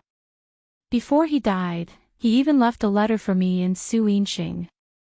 Ignoring the rules of the sect, he didn't hesitate to hand over some of his family's assets and take the risk of inviting a wolf into the house, begging us to help you become the head of the Lu family. Do you really think Lu Daolin doesn't know this secret?" I could have kept it a secret, but Su Yinxing had already revealed it to him. These past few years, Gumu has used the Lu family's influence to secretly grow stronger. The wolf has already entered the house, but you have greatly disappointed your father. It's true that Lu Daolin is a good person, but how can he take advantage of a group of treacherous people like Gumu's Su family? Let's not talk about the distant matters. Empress Xiao watched coldly from the sidelines and remembered all of this in her heart. Do you really think that Empress Xiao would be as close as sisters with that girl from the Su family? This time, the Crown Prince of Bailiang stirred up trouble and angered the Gangnam-do scholars. The 30,000 students of the Imperial College in the capital were incited. How can your brother be safe in the Imperial College? If nothing unexpected happens, Lu Daolin, who can't do anything inside or outside, will take the blame and resign as the right chancellor. Huan Shu, who has been fighting with your brother for many years, will naturally be happy to take advantage of the situation. The Lu family's setback in the capital, in the end, isn't it Yang Zhou's loss? If not, why would I, an old man with one foot in the coffin, come here? To listen to the boring difference between a king and a tyrant? Or to be threatened by you with a sword? Sword Fairy Tangxi said calmly, "Uncle, aren't you afraid of playing the lute to a cow by telling me this?" It wasn't clear whether he was angry at her misfortune or lamenting her incompetence, but the old consecrator was vaguely angry. He raised his voice and said, "Tangxi, I can prevent Su Hui from doing that thing, but this time, you have to come out and share the burden of the Lu family. Otherwise, with my temper, letting an insignificant Su Hui go and embarrass the Gumu Su family all these years is just a reminder to them. Tangxi, I'll ask you one last time. Are you willing to go to the capital to be the assistant minister of the Ministry of War? No matter how you become a fourth-rank official in the capital, I'm only asking if you are willing or not. Lu Baijie said bitterly, I only ask that you don't make things difficult for her. The old consecrator smiled slightly and returned to his usual carefree state. He said with a pleasant expression, Tang Shi, those who are closely involved can't see clearly. If you are willing to be an official, who would dare to make things difficult for her? Lu Baijie shook her head and said, even the daughter of the king of Bailiang is bullied like this.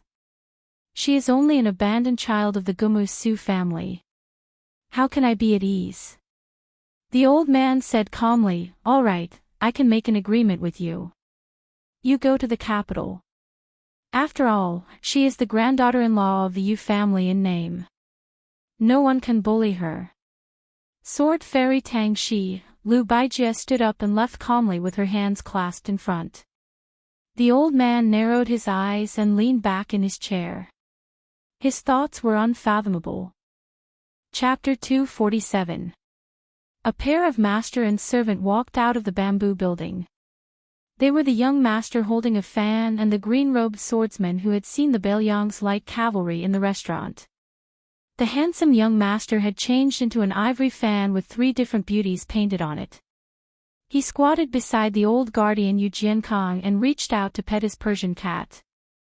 He raised his head and smiled, old ancestor, why do you have to trouble yourself to let Sword Immortal Tangshi become an official? The Lu family's foundation is not much worse than our Yu family's. One Lu Daolin is nothing to be afraid of, but with this one, it's hard to say. How can Lady Yuan and Lady Gumu Su enter your eyes? However, once the Lu family has Sword Immortal Tangshi, as long as they earn some military merits, they can become an assistant minister of the Ministry of War. In another 7 or 8 years, with the Lu family's support, it won't be difficult for them to take charge of a ministry. Compared to Lady Su Shufei, it will be more important. The old guardian smiled, Lady Su Shufei is nothing. To tell you the truth, no matter which family's woman enters the palace, she will not be a match for Empress Xiao.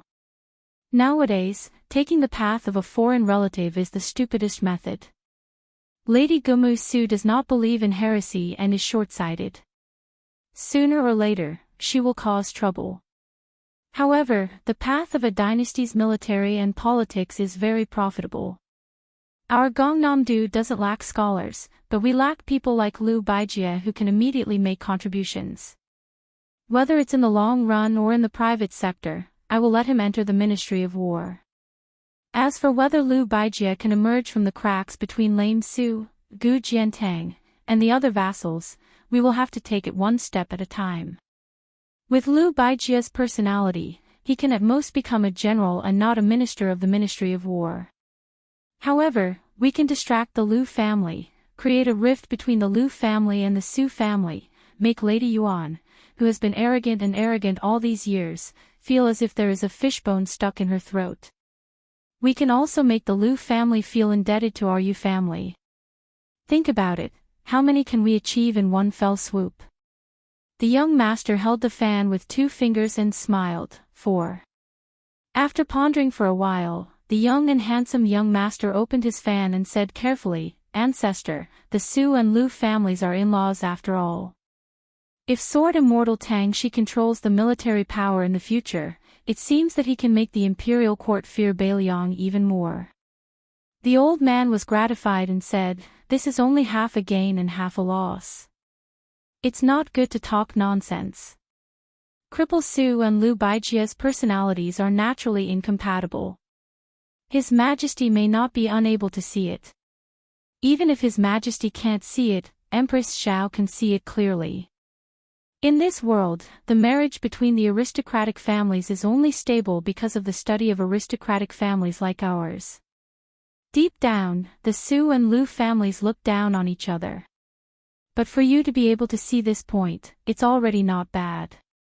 The young master smiled and opened his fan. He fanned the elder ancestor and the Persian cat to cool them down. The old man said softly, although I called that guy Lame Su, he's still the demon slayer who destroyed nearly half of the youths in 8 countries. He even trampled on the righteousness of spring and autumn. He's not someone a child like you can casually provoke. Thus, don't think about how to vent your anger on the small fights in the restaurant. If you make a mistake, you'll be inviting trouble to yourself. Lame Sue's protectiveness is something that you children haven't personally experienced. I don't care if you don't understand it now, you just have to remember these words. The delaying tactics of small officials can give even ministers and generals headaches. When it comes to you, you have to learn to wait. It's a good thing to be young. You can wait. Whether it's Zhang Julu or Gu Jiantang, their achievements today are all due to waiting. The young master nodded. He didn't dare to take the elder ancestor's advice lightly.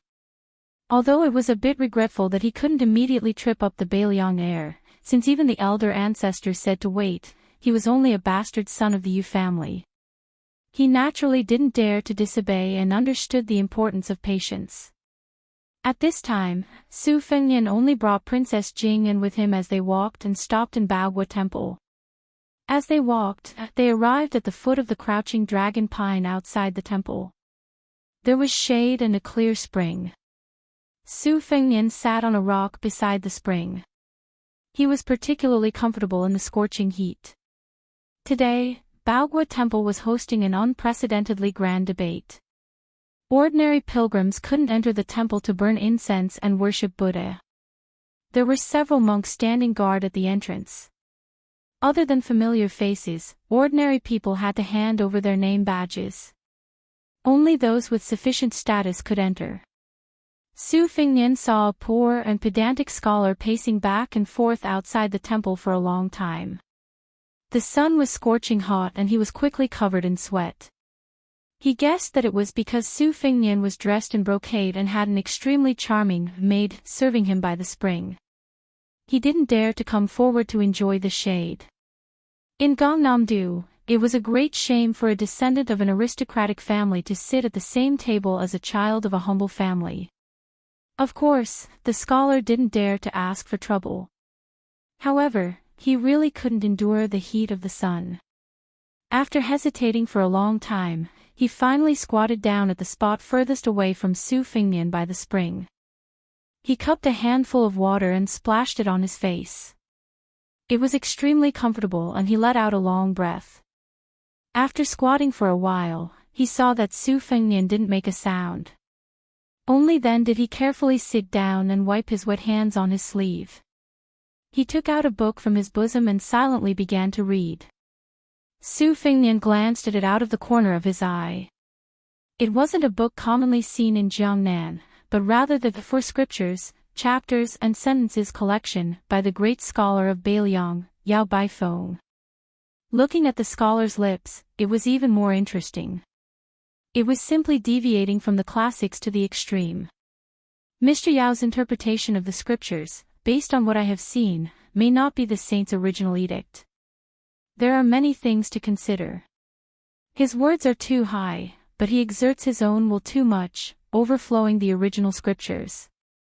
He has the suspicion of wanting to surpass the saint, so that he treads on empty air without substance. It is not the orthodox interpretation of the scriptures. However, compared to the meticulous Confucianism of the school of learning, there are still many lovely aspects. There is less restraint and more understanding. Su Fengnian observed the scholar's lips and felt it was very interesting. Especially when the shabby scholar closed the book and said, "I, a scholar, will be buried in the grave." He couldn't help but laugh out loud, startling the scholar. His hand trembled and the Four Scriptures, Chapters and Sentences collection fell into the water. The scholar hurriedly jumped into the water. Seeing the soaked book curled into a ball, his heart ached so much that his face was gloomy. After climbing ashore, his soul seemed to have left his body. Even if he tore off a page of this soaked book to dry, it would probably be more than half destroyed. For a moment, he sighed in despair. Su Fengnian joked, "How much is a book worth?" The scholar didn't raise his head and said, "This book is indeed not worth much, but if I read it, I can make quite a bit of money." Su Fengnian clicked his tongue and said, "There is a saying that a well-read scholar sells the emperor, but but you can't even enter Bagua Temple. Who cares about you? The shabby scholar smiled and lowered his head, minding his own business. Who said I was going to sell it to the emperor? The sage Yunxiu governs the country and pacifies the world, but there is no such thing as the emperor. Su Fingnian bent down and picked up a watermelon that had been chilled for some time from the spring water. He reached out and knocked on it. It just happened to split into two. He smiled and said, "Do you want to eat?" The scholar raised his head with a puzzled expression. Su Fingnian smiled and said, "You don't dare." The scholar didn't say anything and only frowned. Su Fingnian simply threw half of the watermelon over. The scholar was flustered and managed to catch it with great difficulty. Seeing Su Fingnian engrossed himself in eating, he lowered his head and ate a mouthful. The coldness penetrated his heart and lungs. Su Fingnian joked, "To be buried in the grave, what great ambition." The scholar paused for a moment. This time, his heart and lungs were really cold. Chapter 248. The Confucian school of exegesis was the same as the Buddhist school of Buddhism. Exegesis was not the same as reading the scriptures, nor was it the same as talking about the scriptures. Both were things that only a great scholar could do. His Royal Highness, this poor and pedantic scholar in front of him dared to make irresponsible remarks about Yao Bai, the great scholar of Confucianism, who was famous for his exegesis of the scriptures. As for the ambition of the so-called posthumous title of Wenjing, it was even more shocking. Even the old consecrator of Yang province, Yu Jiankang, only hoped that it would be a great fortune to have a Wenzhong behind him. In the spring and autumn period, heroes vied for the deer. After Li Yang ascended to the throne, there was a clear standard for the posthumous titles of officials. The civil officials used Wenjing as the leader, but this posthumous title had been vacant for 100 years. Wenjin followed closely behind, and everyone in the court viewed it as the possession of Grand Secretary Zhang Julu. After that was Zhong Duan, Kang Yi, and so on. Since Wenjing and Wenjin did not dare to hope for it, then Wenzhong became the most popular item for the various vassals and top civil officials in the dynasty. In today's world, in order to determine the status of aristocratic families, the number and weight of posthumous titles was undoubtedly an extremely important standard. Normal scholars did not dare to say that they would be posthumous to Wenjing even if they died. Once exposed, if it was a small matter, it would be considered improper conduct. If it was a serious matter, it might even lead to imprisonment. The scholar's heart was pained when a book of the four classics fell into the water. It was clear that he came from a poor family. Having his thoughts exposed by an outsider, the scholar's panic disappeared in a flash. He soon calmed down and lowered his head to continue eating the iced watermelon. After Su Fingnian exposed his thoughts, he did not continue to be unforgiving. Instead, he was aroused by the posthumous title. It was natural for civil officials to have a posthumous title, and military officials were no exception. There were relatively few titles with the word military, but there were still 18 characters. Therefore, there was a saying that a real man should have 18 posthumous titles. The character E took the top spot. The first 9 were Eli, Ning Jing, Ping Xiang, Jing, Min Su. It was rumored that great General Gu Jiantang had already given the posthumous title of Wu Jing. Eli, Ning San, was still a huge suspense. Unlike civil officials, military officials often had lower posthumous titles. Generally speaking, it was a great honor to have one of the first 9 posthumous titles. This was related to how aristocratic families despised military officials. Of course, if a military official could have a posthumous title, it would be an even greater honor. This was only favored by those military officials who came from rich and powerful families. For example, Tangxi sword Immortal Liu Baijie was able to become an official. After her death, it was not impossible for her posthumous title to take the lead. Su Xiao had never been too concerned about this. He always said that after 3 generations, it would be enough to have a passable posthumous title. This was because no matter how favored the court officials were at the time, no matter how outstanding their achievements were, it was not an exception to change their posthumous titles after death. Su Fengnian's absent-mindedness was awakened by a burst of cheers from the Baogua temple. It could be said that the debate between the kings and the tyrants had already begun. The other person was the eminent monk Yin Daolin of the Baogua temple.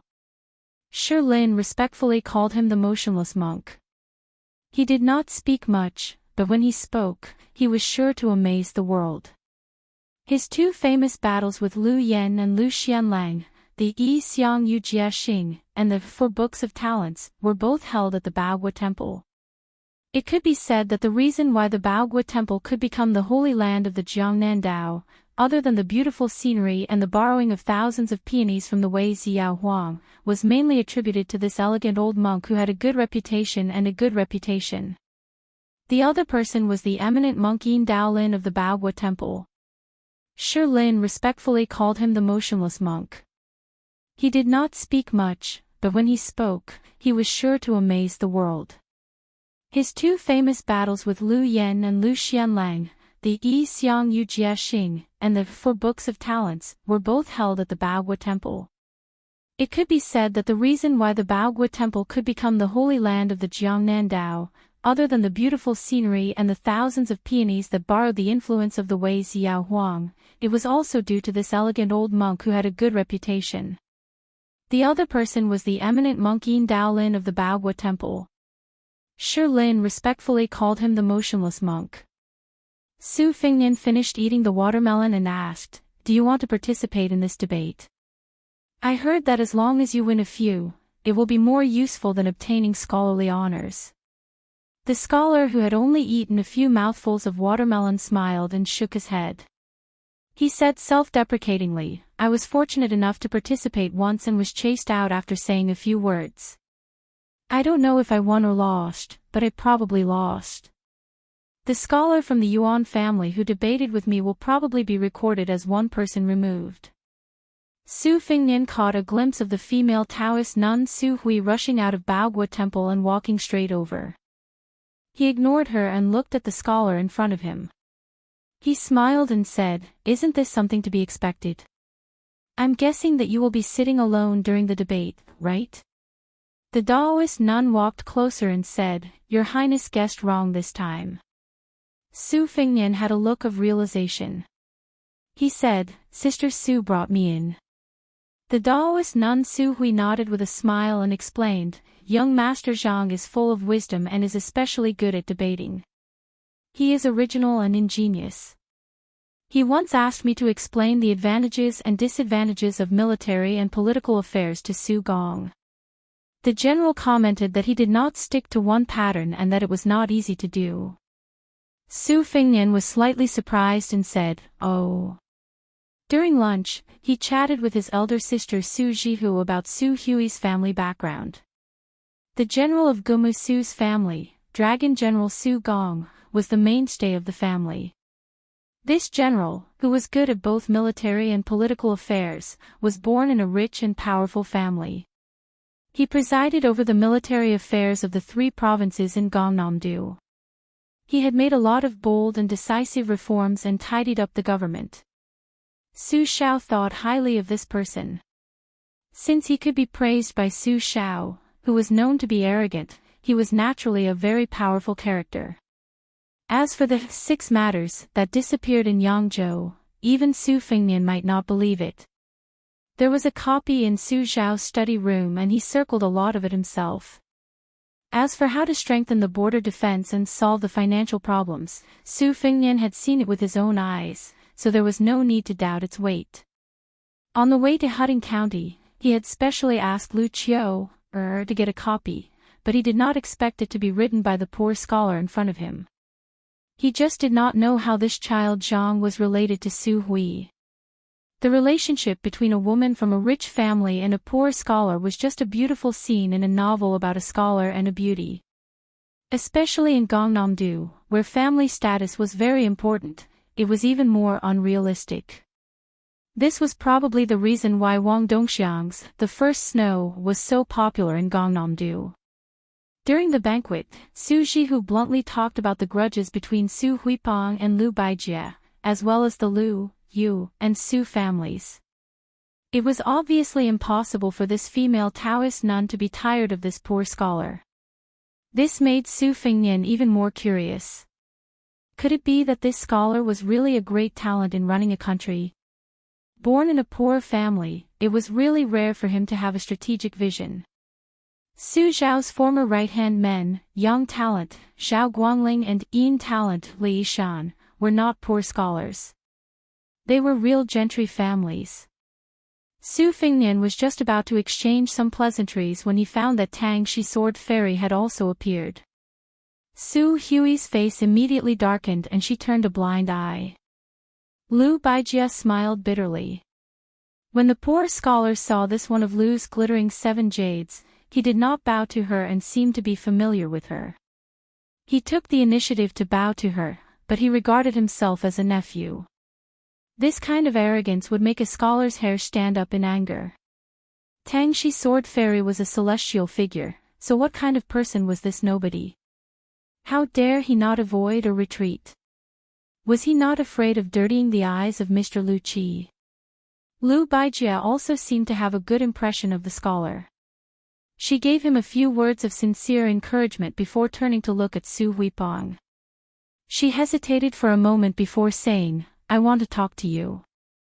Su Hui sneered and said, "Mr. Lu Qi has avoided suspicion for so many years. Why are you making an exception today?" Chapter 249. Su Fengnian and the poor scholar both automatically turned their heads. With a tacit understanding, they decided not to look or listen. This pair of man and woman, who had stirred up a great commotion in Gangnam-do, were in a deadlock. In the end, it was the female Taoist Su Huipeng who was defeated.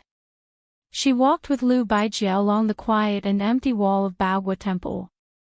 Before leaving, Su Huipeng did not forget to bid farewell to His Royal Highness. Then she told the scholar that there was no harm in entering the temple to debate. She had already told Baogua Temple that no one would stop them. So there were only 3 people left by the spring. The scholar surnamed Zhang frowned slightly. Su Fengnian smiled and said, "My surname is Su and my given name is Dian Xia. Dian as in classic, Xia as in sword case. What do you think of my name?" The poor scholar smiled and said, "Dian in the case cannot cry." A good name.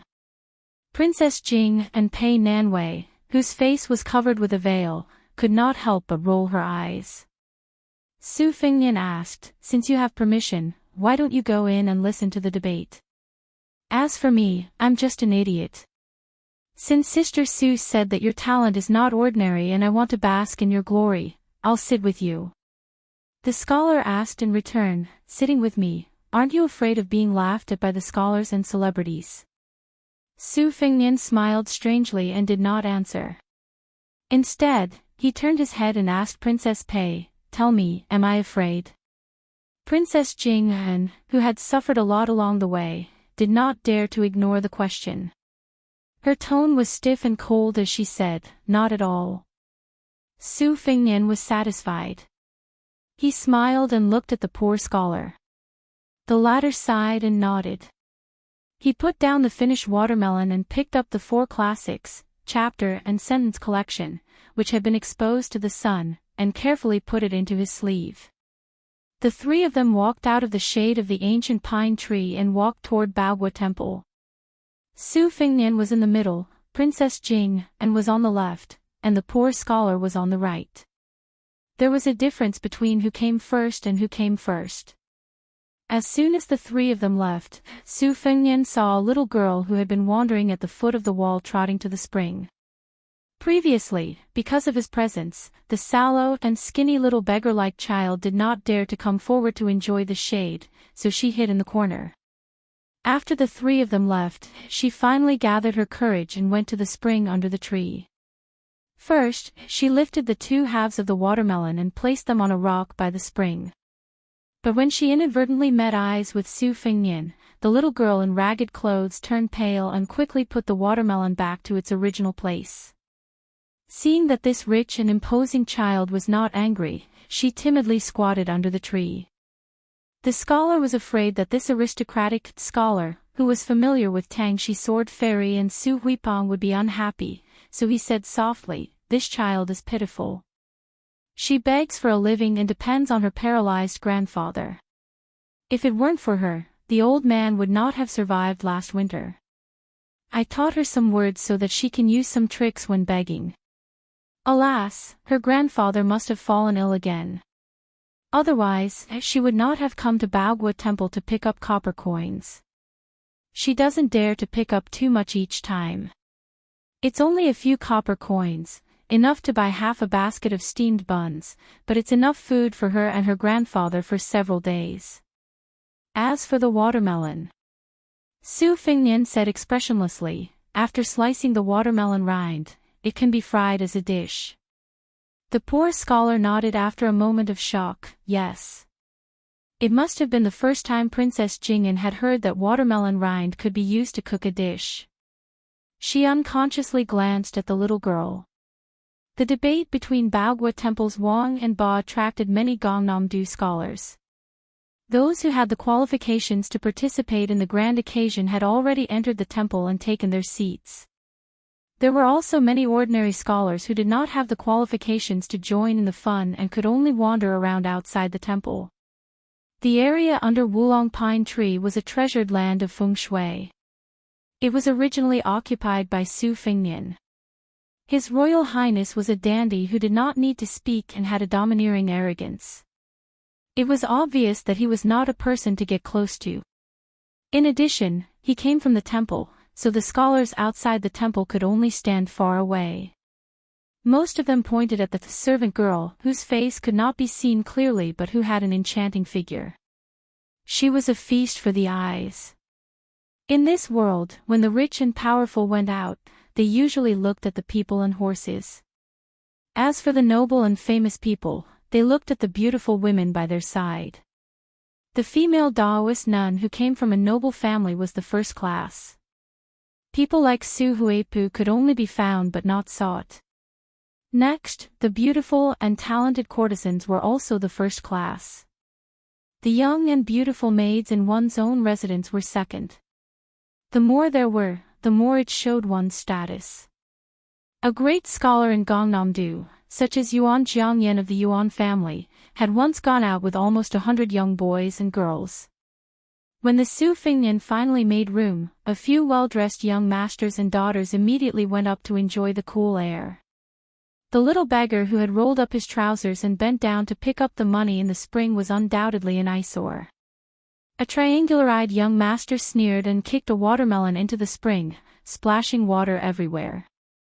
The little beggar was so scared that he shivered and did not dare to pick up the copper coins anymore. He wanted to dodge, but he walked too fast in the water and accidentally fell into the spring, causing a burst of laughter. A woman from a noble family with heavy makeup gloated and scolded sharply, "Little bastard, who let you come here to pick up the wishing money? Aren't you afraid of being beaten to death by the monks in the temple?" The spring was surrounded by the rich and powerful young masters who were enjoying the cool air. The little beggar had nowhere to hide and could only stand in the spring. He lowered his head and said with red eyes, "The temple said that as long as I pick up a few copper coins each time, it's not a big deal."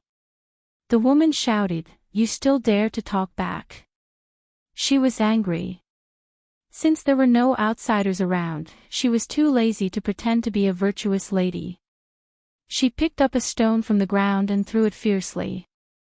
The little beggar instinctively dodged, but the woman did not hit him.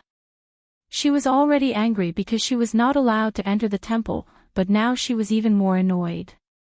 She picked up a stone the size of an egg and laughed gloomily, "You still dare to dodge? If you dodge again, I'll break your legs." She threw the stone with all her strength and it hit the little beggar's chest with a thump. The men and women around her clapped and cheered, praising her accuracy. The little girl's thin and weak body could not withstand such torment. She swayed and her face was pained, but she still did not dare to dodge. She stood in the water and said with a sobbing tone, "I won't dare to pick it up again." I won't dare to do it again. The young woman sneered and picked up a few more stones. She even distributed them to her friends. It was better to be happy together than to be happy alone. They prepared to play a game similar to throwing bamboo arrows into a pot. Gangnam-do scholars always had the custom of throwing pots in a song to liven things up. Many famous scholars were good at blind throwing screens and back throwing. The dragon general Su Gong could even fill a pot with more than 100 bamboo arrows. In the end, it presented a scene like a forest of arrows and mountains of arrows. This throwing pot could be considered the evolution of shooting in the 6 arts of gentlemen. It was very popular in Gangnam-do. However, today the bamboo arrows were replaced with stones and the pot turned into a little beggar. In the eyes of the young masters and ladies, it was a different approach to achieve the same result. Those who got the stones were eager to try and aim. It seemed that they did not care if the little beggar's body could withstand a few throws. To Gangnam-do scholars, smashing a little beggar to death was nothing. The poor scholar, who already had 1 foot in the door of Baogwa Temple, apologized and ran back. He angrily said, "Stop." With this roar, the foppish young masters and ladies were stunned. However, it was only for a moment. They looked at each other and laughed, no longer paying attention. The 2 impatient young masters instead increased their strength and threw stones at the little beggar in the water. One hit his chest and the other hit his arm. The little beggar bit his lip and did not dare to make a sound. He only crouched in the cold spring water that reached his knees and curled up. Where was the human heart not colder than water? However, the little beggar, who was in extreme pain, still squeezed out a pale smile. He said to the poor scholar who stepped forward bravely, "Brother Zhang, it's okay. It won't hurt after a few hits. It won't hurt." How could it not hurt? Facing Liu Baijia and Su Huipeng, the most outstanding young masters in Yang province, the poor scholar could still jump into the water without being servile or overbearing. He no longer cared about whether or not the books in his sleeves would get wet. He stood in front of the little beggar to protect him. His face was mournful. Looking at this group of gentry men and women who relied on their families for their entire lives, there was no greater sorrow than a dead heart. He did not even question them. The arrogant woman who started it all had a face of disdain. She said condescendingly, "Where did you come from, you poor pig?" At this time, a mellow voice came from behind the gentry. "I came from Bailiang." Chapter 250. In Gangnam-do, the scholars formed a forest, and the commoners from the poor families relied on the scholars to grow trees and weeds. Cutting down a few bad trees and weeds was not a big deal. However, the scholars from the big families were proud of their status and did not deliberately target the commoners. They probably felt that it was beneath their status. However, the disciples from the Renmin and the Li sect, who were a notch higher than the poor families, were particularly bad. They spared no effort to show off their status. The young masters and daughters from the Baogwa temple who made things difficult for the little beggars belonged to the category of neither high nor low. They wagged their tails and begged for pity. The noblemen's farts were fragrant. However, when they squinted at the people below them, the commoners would feel that they were vulgar even if they wrote a real beautiful article. Needless to say, these 2 groups of people had excellent eyesight. They were able to see through the poor scholar's family background with a single glance. Of course, they were unscrupulous. However, when they turned around and saw the young man who claimed to be the crown prince, they were somewhat apprehensive. After all, the tailoring and texture of his luxurious clothes, as well as his superior aura, could not be faked. The heir was a title that only the legitimate sons of the kings and dukes in ancient times could have. In the past 500 years, the noble families gradually took control of the government. It was only then that it became more widespread. The descendants of the kings and the legitimate sons of the big families could be called heir. In Gangnam-do, the descendants of generals were the descendants. Other than the children of General Su Gong, no one dared to go out with a sword. Moreover, General Long Xiang was originally from the Gumu Su family and was not an orthodox family of generals. Gangnam-do advocated feather fans and silk scarves, and ox cart wielders. They did not like the swords and sabers that were used by low-level rangers. Then, who was the heir in front of them?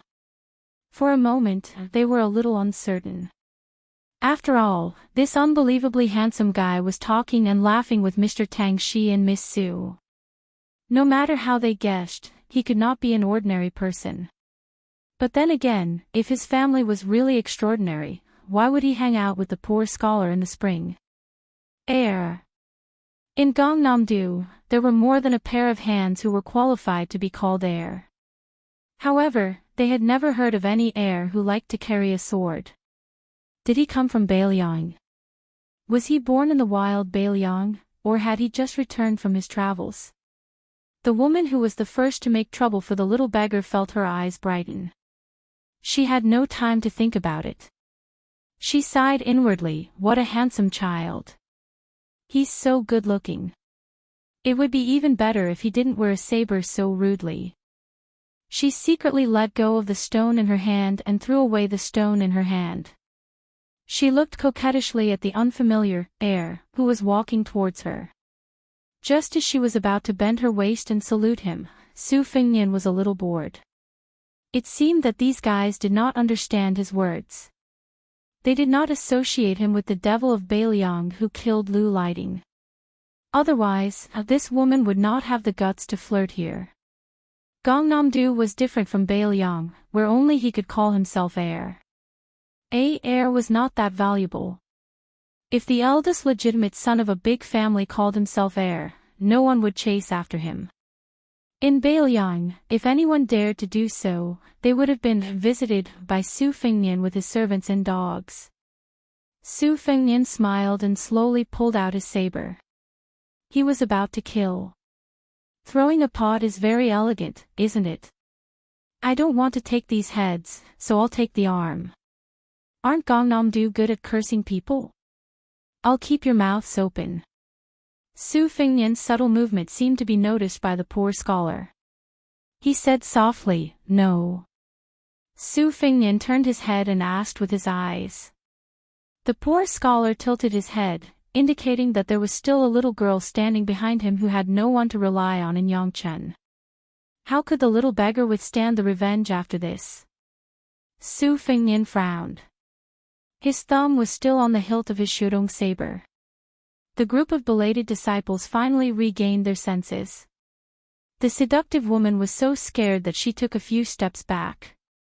If it weren't for the support of the strangely handsome triangular-eyed young master who was flattering her, she would have fallen into the spring. Drawing a sword at the slightest disagreement, what kind of impolite barbarian would do such a stupid thing? Heir my ass. He must be from a small place. Yamen was a special name for the descendants of officials in Gangnam-do. The military camp used animal teeth as decorations and the camp gate was also known as the tooth gate. Therefore, Yamen was a very good image and soon spread. However, in Gangnam-do, no matter how big the Yamen was, it was extremely disliked. General was a derogatory name given by scholars, so how good could Yamen be? Unless it was in the border towns where there were vassals stationed and the military officers were powerful, Yamen had the capital to be arrogant. Families had a genealogy. Naturally, the children of officials and rich families were also ranked according to their ranks. Not to mention the capital where there were as many influential people as there were hairs on a cow. In the local areas, the eldest son of a rich family, the son of a provincial governor and a supervisor of a case, were of course the first class of young masters. Next were the children of a county chief, plus the descendants of a general aristocratic family, followed by the sons of gentry and ordinary officials with real power. Finally, it was the children of the enslavement and the official school. The rank of the father was the most important consideration. Although the famous scholars with profound family knowledge did not have a title, they were better than ordinary officials. Born in such a family, the enslavement and the official school could not be easily compared to them. If one added the important areas of the capital under the emperor's feet, it would be even more complicated. Those palace scholars, 6 ministers, several great generals, deep-rooted families with hundreds of years of history, among them were the powerful officials and retired meritorious deeds, and then there was the extremely reclusive son of a distant relative. These prominent circles were intertwined. Who could distinguish between them? But apart from the capital, there was one thing that everyone knew. In the local areas, in front of the 6 vassals, especially the only one with a different surname in the dynasty, no matter who you were, you had to be well behaved. If you were a snake, you had to coil up. If you were a tiger, you had to lie down.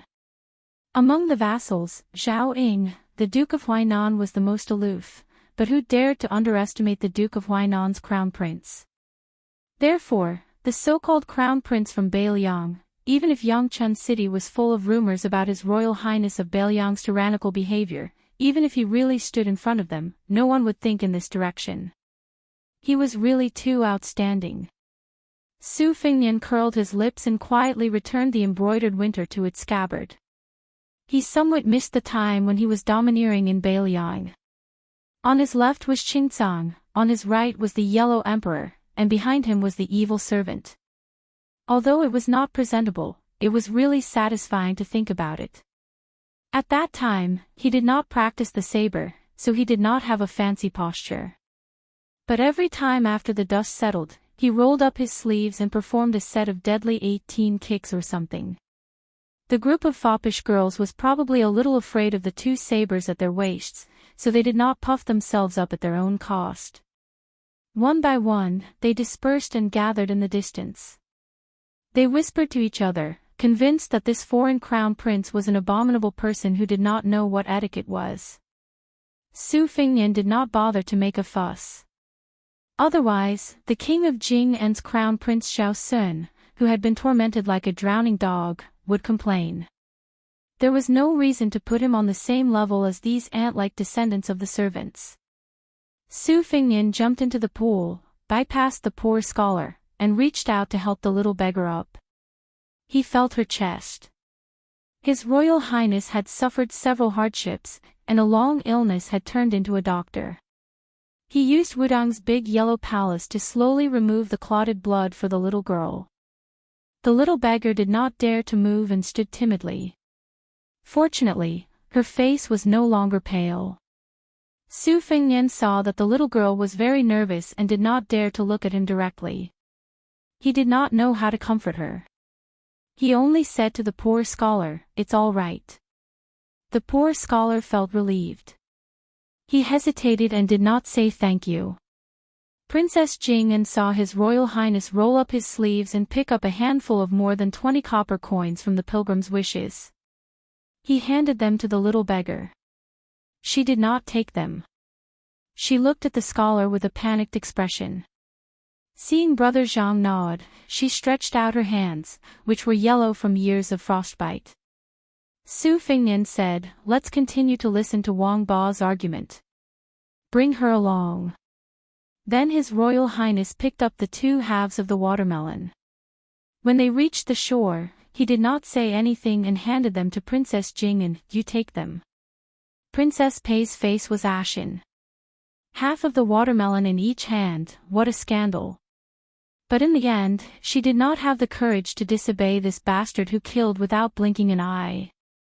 In the end, not everyone in the world had the qualifications to challenge King of Jing'an, Zhao Heng. It was even rarer to find someone who could make a powerful vassal return empty-handed after meticulous planning. The poor scholar helped the little beggar hide the copper coins and then held her hand as they walked into Baohua Temple. This kind of behavior was against the rules, but if he did not do so, who knew if those fancy pants would vent their anger on the child next to them? He would just treat it as asking for a medium-sized protective talisman for her. He could only hope that those children of Yangchun City would be a little smarter. The poor scholar stepped over the threshold of the great temple and saw Su Dianxia in front of him. His brocade robe was soaked through. He smiled, somewhat incredulous. Su Fengnian seemed to have guessed his thoughts. He did not turn his head as he led the way. Don't think that I'm a good person. Those people bully this child, and I bully them. We're all the same. When the poor scholar heard this extremely mocking remark, he could not help but laugh. Princess Pei, who had a stomach full of endless grievances, deeply agreed. Chapter 251. The Baogua temple was full of people. Excluding the 100 or so scholars who could participate in the Tsushui debate, there were about 300 to 400 spectators. The pavilions were all crowded with people. Su Fengnian went straight ahead and chose a relatively empty corner. He knocked on 2 relatively insignificant scholars with his embroidered winter scabbard, hinting them to move aside and let him sit on the mat. The scholars who could sit here were not simple. The debate of kings and tyrants was at the critical moment when they were suddenly interrupted. The 2 Gangnam-do scholars were about to reprimand him when they saw this barbarian coming out of nowhere with his scabbard and making a throat-slitting gesture. They were so scared that they had no choice but to sit on the mat with the scholars nearby. After Su Fengnian sat down, he beckoned the poor scholar to sit with him. The latter did not stand on ceremony. After sitting down, he looked absent-minded, as if he had mixed feelings. Su Fengnian looked up and saw a middle-aged scholar with a long beard standing and speaking generously at a place far away. He was tall and slender, with 3 strands of beard floating in the air. He could be called a bearded man. Almost every sentence he spoke drew cheers from the audience. His cadence was very infectious. Every time he paused, there was a gap for the audience to clap. Obviously, he was an experienced scholar. Su Fengnian was not interested in the debate of kings and tyrants, nor was he good at it. Naturally, he did not feel anything when he heard it.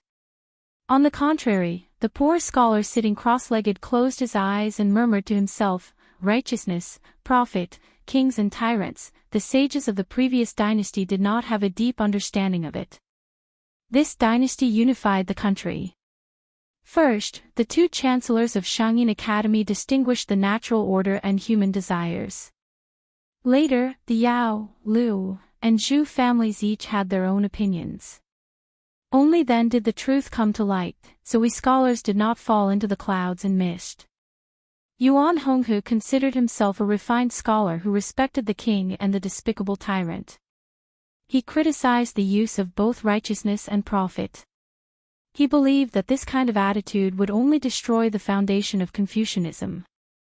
In the end, he abandoned the way of the king and respected the way of the tyrant, and then fell into the way of the legalism.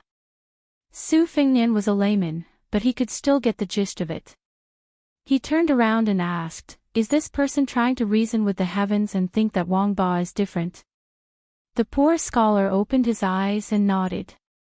He sighed and said, "Yuan Honghu has always insisted that the prosperous era of the ancient times was the prosperous era of the king. The current prosperous era of the dynasty is just the decline of the tyrannical era. He believes that the people of the world are too ambitious. This trend cannot be allowed to grow, or else a great disaster will befall."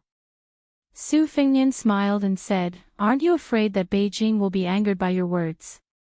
The poor scholar shook his head and said, "I don't know if what I said is right or wrong.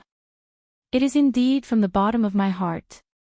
Let's not talk about whether the imperial court will mind. How can a scholar keep quiet because of this? Although I believe that where one succeeds, there is virtue, and where things come to their aid, there is justice. But I also admire Yuan Honghu's knowledge and foresight. Although he abhors unrestrained selfish interests, he does not blindly reject the benefits of helping the people. But as he said, even if we retreat again and again and admit that Wang Ba is inseparable, 500 years later, there might not be a single Confucian scholar left. Walking the path of profit, there will only be utilitarians left." Because of this, Yuan Honghu was once nearly drunk to death in the Litao pavilion, calling out that we should cry 500 years later. "I can't stand those empty talkers with loose hair and bare chests, but I deeply sympathize with Yuan Honghu's drunkenness and crying." Su Fengnian said disapprovingly, only you scholars worry about the country and the people. But how many of you have been moral saints all your life? Have you ever really touched a copper coin? Do you know how much esteemed bun costs? The poor scholar smiled and said, the great scholar Yuan Honghu may not know, but I do. This time it was Su Fengnian's turn to be speechless. The two of them were so engrossed in their conversation that they did not notice that the water was flowing and the wine was already in front of them. The beautiful maid who followed the wine leisurely came over and picked up the white jade wine cup. In an instant, this corner became the target of public criticism. Under the watchful eyes of the crowd, this old man, who had participated in countless talks but had not been able to raise his cup more than a few times, widened his eyes. The two Confucians who were chased away by His Royal Highness with a saber were full of jealousy. They wished they could bend down and snatch the wine cup. It should be known that today's debate between Wang Ba and Yuan Jiangyan and Yin Daolin, two of the most famous scholars, were among them. It could be said that it was a once-in-a-lifetime opportunity to express one's own philosophy in front of these two big talkers. Other than the two great scholars of the present age, there was also Qing Jia, a great scholar of Neo-Confucianism who was on par with Yao Baifeng. This old man was a great scholar of Neo-Confucianism who had exchanged letters with Master Yao. When did the contents of their letters not spread throughout the world? Qingzi said that he was slow and stupid all his life, and only made a hole in literary theory. He used this to mock Master Yao's carefree interpretation of the scriptures. Who in the world would not laugh at this? Although Master Yao's reply was to add that there was no need to delete a single word, there was no need for future generations to interpret the scriptures. It was also very mysterious. However, Gongnamdu was obviously more supportive of Qingzi's words. They insisted that even if Master Yao's knowledge was higher, Qingzi's morality was higher. Today, the debate between Wang Ba and Wang Ba had gathered the three contemporary saints of Confucianism and Buddhism. Yangchun City had attracted more than a few hundred scholars who had come because of its reputation. However, Qingzi had always been learning from books and did not like to interact with people. Many of the local scholars had not even seen him for decades. Even if they walked right in front of him, they would not recognize him. A beautiful maid came in with wine. Su Fengnian, who was originally bored to death, opened his eyes wide.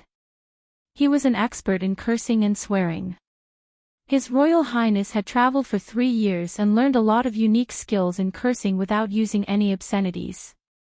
Unfortunately, he was a complete layman when it came to reasoning with people. Therefore, he did not stand up and used his scabbard to nudge the poor scholar beside him. Su Fengnian saw that the poor scholar was not afraid of the stage. He stood up freely and took the wine cup and drank it all in one gulp. After exchanging the wine cup with the beautiful and delicate maid, he said loudly, "If one can manage the world, righteousness will be beneficial. If one can help the people, Tao will be meritorious. Therefore, Ba Ba is the king." There was an uproar in Baogua Temple. Most of them were cold and mocking words like, "This person is trying to attract attention," or, "This person is just talking nonsense." Their anger was surging. In the distance, Jiang's was number 1 Yuan Jiangyan and motionless monk Yin Daolin, who were sitting at the same table, looked at each other and smiled.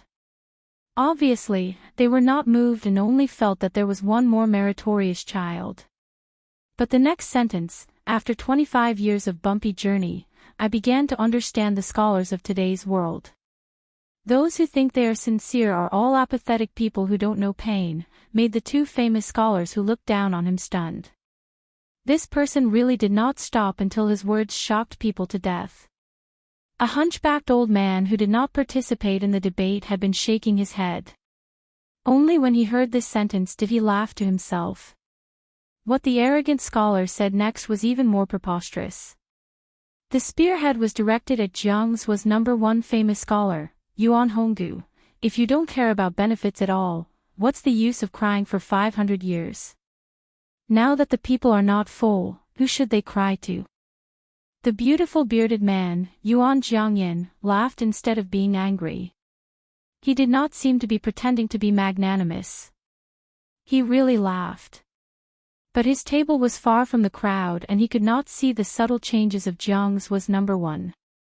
Baogua Temple's host, Yin Daolin, said softly, "A strange theory is a strange theory, but it is also interesting. Let's see if he has the ability to prove it." Yuan Jiangyan nodded his head. The result was unexpected. The poor scholar from a poor family, whom almost no one in Baogua Temple knew, talked about Wang Ba for an hour. He was very meticulous, which was completely different from the practice of ordinary scholars who cherished their words as if they were gold. Generally, when talking about profound mysteries, since it was profound, of course it had to be extremely profound. The goal was to make people confused. That was true ability. If they understood, it would be a blow to the head. If they did not understand, who would care about them? If a profound talk was strict and logical, wouldn't it be very boring? If the words did not convey the meaning and were thousands of miles away from the topic, then it would be interesting. A white horse that is not a horse is not a realm, a white horse that is a deer is a realm. There were more than 100 famous scholars in the banquet and a few hundred listeners. Those who had strong willpower were still listening to this guy who did not know the big picture. Those who had strong willpower began to talk about things that could lift their spirits with the people around them. Those who had weak willpower were already itching to curse and yawn. If it was winter, they would definitely be stirring up lice. This was not impoliteness, but the elegance of a famous scholar. Su Fingyan narrowed his eyes. He folded two knives on his knees and raised his head with his hand supporting his cheeks. He was flirting with the delicate and pretty servant girl who was stunned by the poor scholar's endless chatter. He laughed and said, "Sister, tip me a cup of wine." The pitiful and cute servant girl was carrying a pot of wine and 3 cups. Her arms were already numb. Being teased by this lecher, she puffed up her cheeks and glared at him. Su Fingyan was not discouraged. "Sister, are you tired? Sit down and rest for a while. Do you want me to help you carry it?" She glared again when no one was paying attention. This young master looked quite upright. How could he be so unrestrained? Su Fingyan smiled brightly and asked relentlessly, "Where is sister from? Where do you live? How old are you?"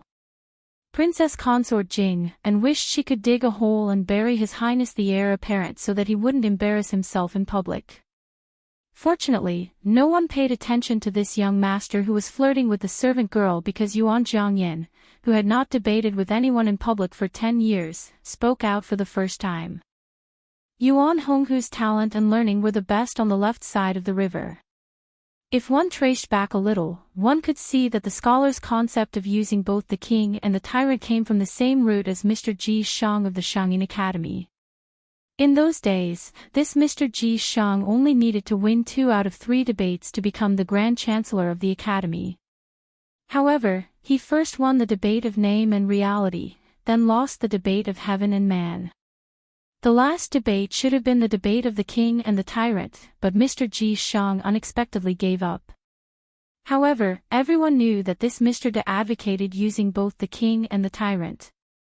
Yuan Jiangyan asked in a low voice, "Beiliang Xiao Shui is only dabbling in Zen, but you clearly talk about utilitarianism. Those who study Zen will search for the top, but they will not be able to find their way. They will leave and turn back. If you talk about utilitarianism, the scholar will learn and see immediate results. If you are lucky and forget about righteousness for the sake of profit, how will the future generation live?" We scholars and common people laugh for a while, but the younger generation will cry for 100 or 1,000 years. Is this what you call a tyrant? There was an even bigger uproar. Yuan Honghu's words clearly implicated the eminent monk Yin Daolin, who was close at hand. It could be seen that this #1 scholar of Jiangsu really attached importance to the scholar who everyone thought spoke without thinking. Everyone's spirit was shaken and they began to sit upright and still. Su Fingnian was shamelessly flirting with the beautiful servant girl who was carrying the wine when he caught a glimpse of elder sister Su Jihu, who was in a yellow glazed roof pavilion, making a threatening gesture of knocking a chestnut. He rolled his eyes and was about to say a few more words to the servant girl when he caught a glimpse of a middle-aged Confucian who was staggering toward the pavilion. The old god of swords blocked the steps of the pavilion, his sword intent bursting out. Even when facing the Su of Gojoseon, Wu Luding, he had never shown this kind of attitude, as if he was facing a great enemy. His Royal Highness suddenly stood up. His figure flashed again and again. He shuttled through the crowd like a fish. Su Fingnian approached the pavilion and saw that when the green-robed Confucian was 20 steps away from the pavilion, he waved his sleeves, as if he was trying to brush away the dust to show his great respect. Then, he suddenly knelt down. The Confucian cried mournfully. He gritted his teeth and said each word. His voice wasn't loud, but it exploded in Su Fingnian's ears. West Chu's criminal Chao Chongqing greets Your Highness the Princess. Chapter 252. Su Fingnian felt his scalp go numb. What was bound to come was bound to come. However, there were countless survivors of West Chu.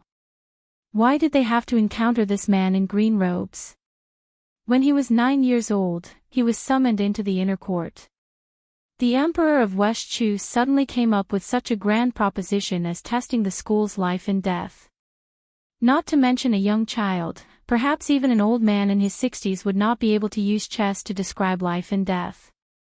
Chao Chongqing responded with, The rules of the board are righteous, the chess circle is lively and intelligent, the movement is like a talent in chess, the stillness is like a complacent chess death.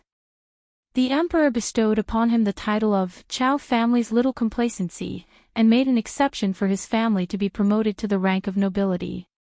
Because his family was located in Lonely County, in the future Chao Chongqing was given another name, Chao Lonely.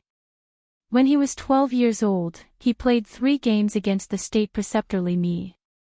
In the first 2 games, he was defeated early on, but in the last game, he fought fiercely until he reached 200 moves.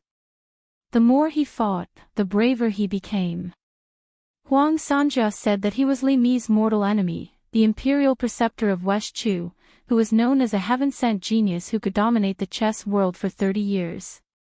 In his youth, Chao Chongqing was still unable to penetrate Jiama, so he waited for orders from the imperial preceptor Li Mi. His talent and learning topped the imperial preceptor. In his youth, this dragon carp of the West Chu, who found it difficult to use a bow and arrow and was not good at riding a horse, began to lead the Ministry of Internal Affairs. However, it was difficult for him to escape the stereotype of an internal court official. After the death of imperial preceptor Li Mi, his favorite disciple, Chao Chongqing, returned to being a nobody. Before the age of 30, he hid himself in layers upon layers of the imperial preceptor Li Mi, unknown to the public. Chao Chongqing immersed himself in chess for 20 years and won the 3rd title in his life, Chao Tuxiu, from the saying that the tallest tree in the forest. This showed how great Chao Chongqing's talent was. He entered the capital when he was a child and only went to the southern border when he was 32 years old to command an army. He resisted the barbarians and had a constant strategy. Every battle, he would always win against the many with his inferior numbers, and earned the title of Chao Chongqing. Unfortunately, after the Battle of the Western Fortress, West Chu's power was gone. The great edifice was about to collapse. Chao Chongqing alone could not hold up the fort.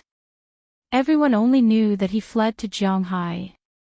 It was unknown how Chao Chongqing, who was known to be unfamiliar with bows and horses and swords, suddenly became a great master of martial arts who could fight against 1 million people. He won the title of Chao Guanzi in chess and defeated Chao Qingyi in martial arts. In the past 20 years, he steadily ranked in the top 3 in the martial arts evaluation twice. His limelight was unparalleled. In the first 10 years, no less than 20 important officials of Liang were assassinated by Chao Qingyi. Every time, he would come alone and leave with their heads. In the last 10 years, he entered Tai and city 3 times. Of those, he killed his way into the imperial palace twice. He faced 2 emperors in succession and killed hundreds of soldiers. The most recent time, he was only 50 steps away from the current emperor. If it was not for the protection of Han Diaoxi, the most honorable head in the world would have been taken by Chao Qingyi in the midst of thousands of soldiers. It was rumored that Chao Qingyi once laughed at the emperor and said, "If the emperor is angry, he can make the spring and autumn 9 kingdoms fall into millions of corpses. So what if I am angry? As long as there was still Qingyi in the world, even if you obtained the world, you would not be able to live in peace." What kind of spirit did a martial artist have? Following the fall of West Chu, the names of Chao Dai, Chao Lonely, and the others were no longer well known. Only Chao Guanzi and Chao Qingyi remained.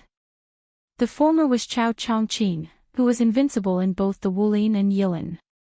The latter was the only mad scholar in the world who regarded the head of the Liang Emperor as something in his bag. Any one of them could make people endlessly fascinated. And this old minister of West Chu, who was rumored to only wear plain clothes and not be good at playing classical music, was now kneeling in front of the pavilion, kneeling in front of the fallen princess. Heaven, earth, king, parents, and teacher, his clan had long been destroyed along with the country. His benevolent teacher Li Mi had long passed away. Now, other than the heaven and earth, which had existed for eternity, who else was worthy of Chao Chongqing's kneeling? The answer was right in front of his eyes. Su Fengnian could not figure out how this Qingyi could see through Jiang Ni's identity at a glance. Was it that mysterious and obscure fate that revealed the secret of heaven?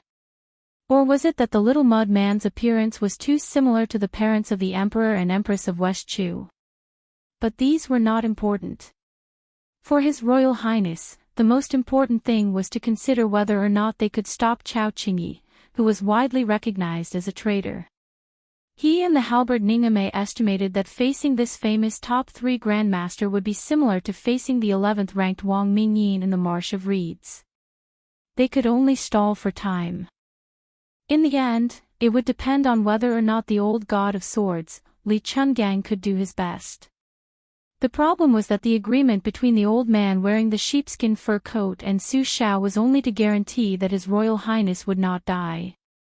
From the perspective of the old god of swords, he could not wait for the little mud man to escape from the confinement of Bailiang Palace so that he could practice swordsmanship with him. How could he be willing to fight to the death with Chao Guanzi? In the pavilion, Su Jihu narrowed his limpid eyes. His expression was somewhat gloomy. Yangzhou's Yangchun city had gathered no less than 1,000 foreign scholars in Hutting County's Baogua Temple alone. Just in Baogua Temple, there were hundreds of famous scholars from Yangzhou's aristocratic families. This kind of meticulous planning undoubtedly came from those old masters. They were just waiting for his brother to provoke the Gangnam-do scholars again so that they could respond to his call. It was true that Lu Lighting, who had the support of a concubine in the palace, could not stir up any waves. However, if the Jiangnan scholar group's entire counterattack was echoed by the 30,000 students of the Imperial College, it would be like countless vats of saliva that could drown someone. If at this time it was revealed that Bailiang had secretly kept the West Chu princess, presumably no matter how much Su Shao ignored the ritual, he would have a headache. Su Jihu glanced at Jiang Enai, whose face was as white as snow. His brows relaxed and he stretched lazily. He was calm and unruffled in the midst of chaos. He quietly waited for the situation to change. This kind of dead end, he would leave it to Fengnian to break it. Was it not enough to carve out a winning hand over 10 years? Chapter 253. Although there were no outsiders around the pavilion, after Chao Chongqing arrived, he still attracted some curious gazes from afar. Su Jihu quietly instructed Ningame to disperse some of the famous scholars from Yangzhou who were trying to get close. She sat close to Jiang Enai. If that terrifying middle-aged man in green wanted to harm her brother, she could use the dead princess beside her as a hostage. Su Jihu still had some true affection for Jiang Enai. What happened in the past was not all fake. Of course, there was also the intention of going against her sister, Su Weisheng. Su Weisheng bullied her badly, so Su Jihu deliberately doted on Jiang and I. The two women's personalities were really not like biological sisters. Jiang and I was not His Royal Highness. Since she was young, she had been living under someone else's roof in Beiliang Palace. No one taught her how to live. She could not learn the ways of the world to wear a mask and pretend to be polite.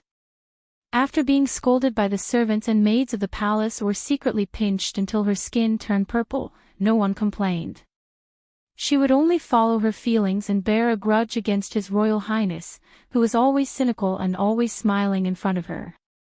Looking at him, she hated him. Who else could she hate if not him?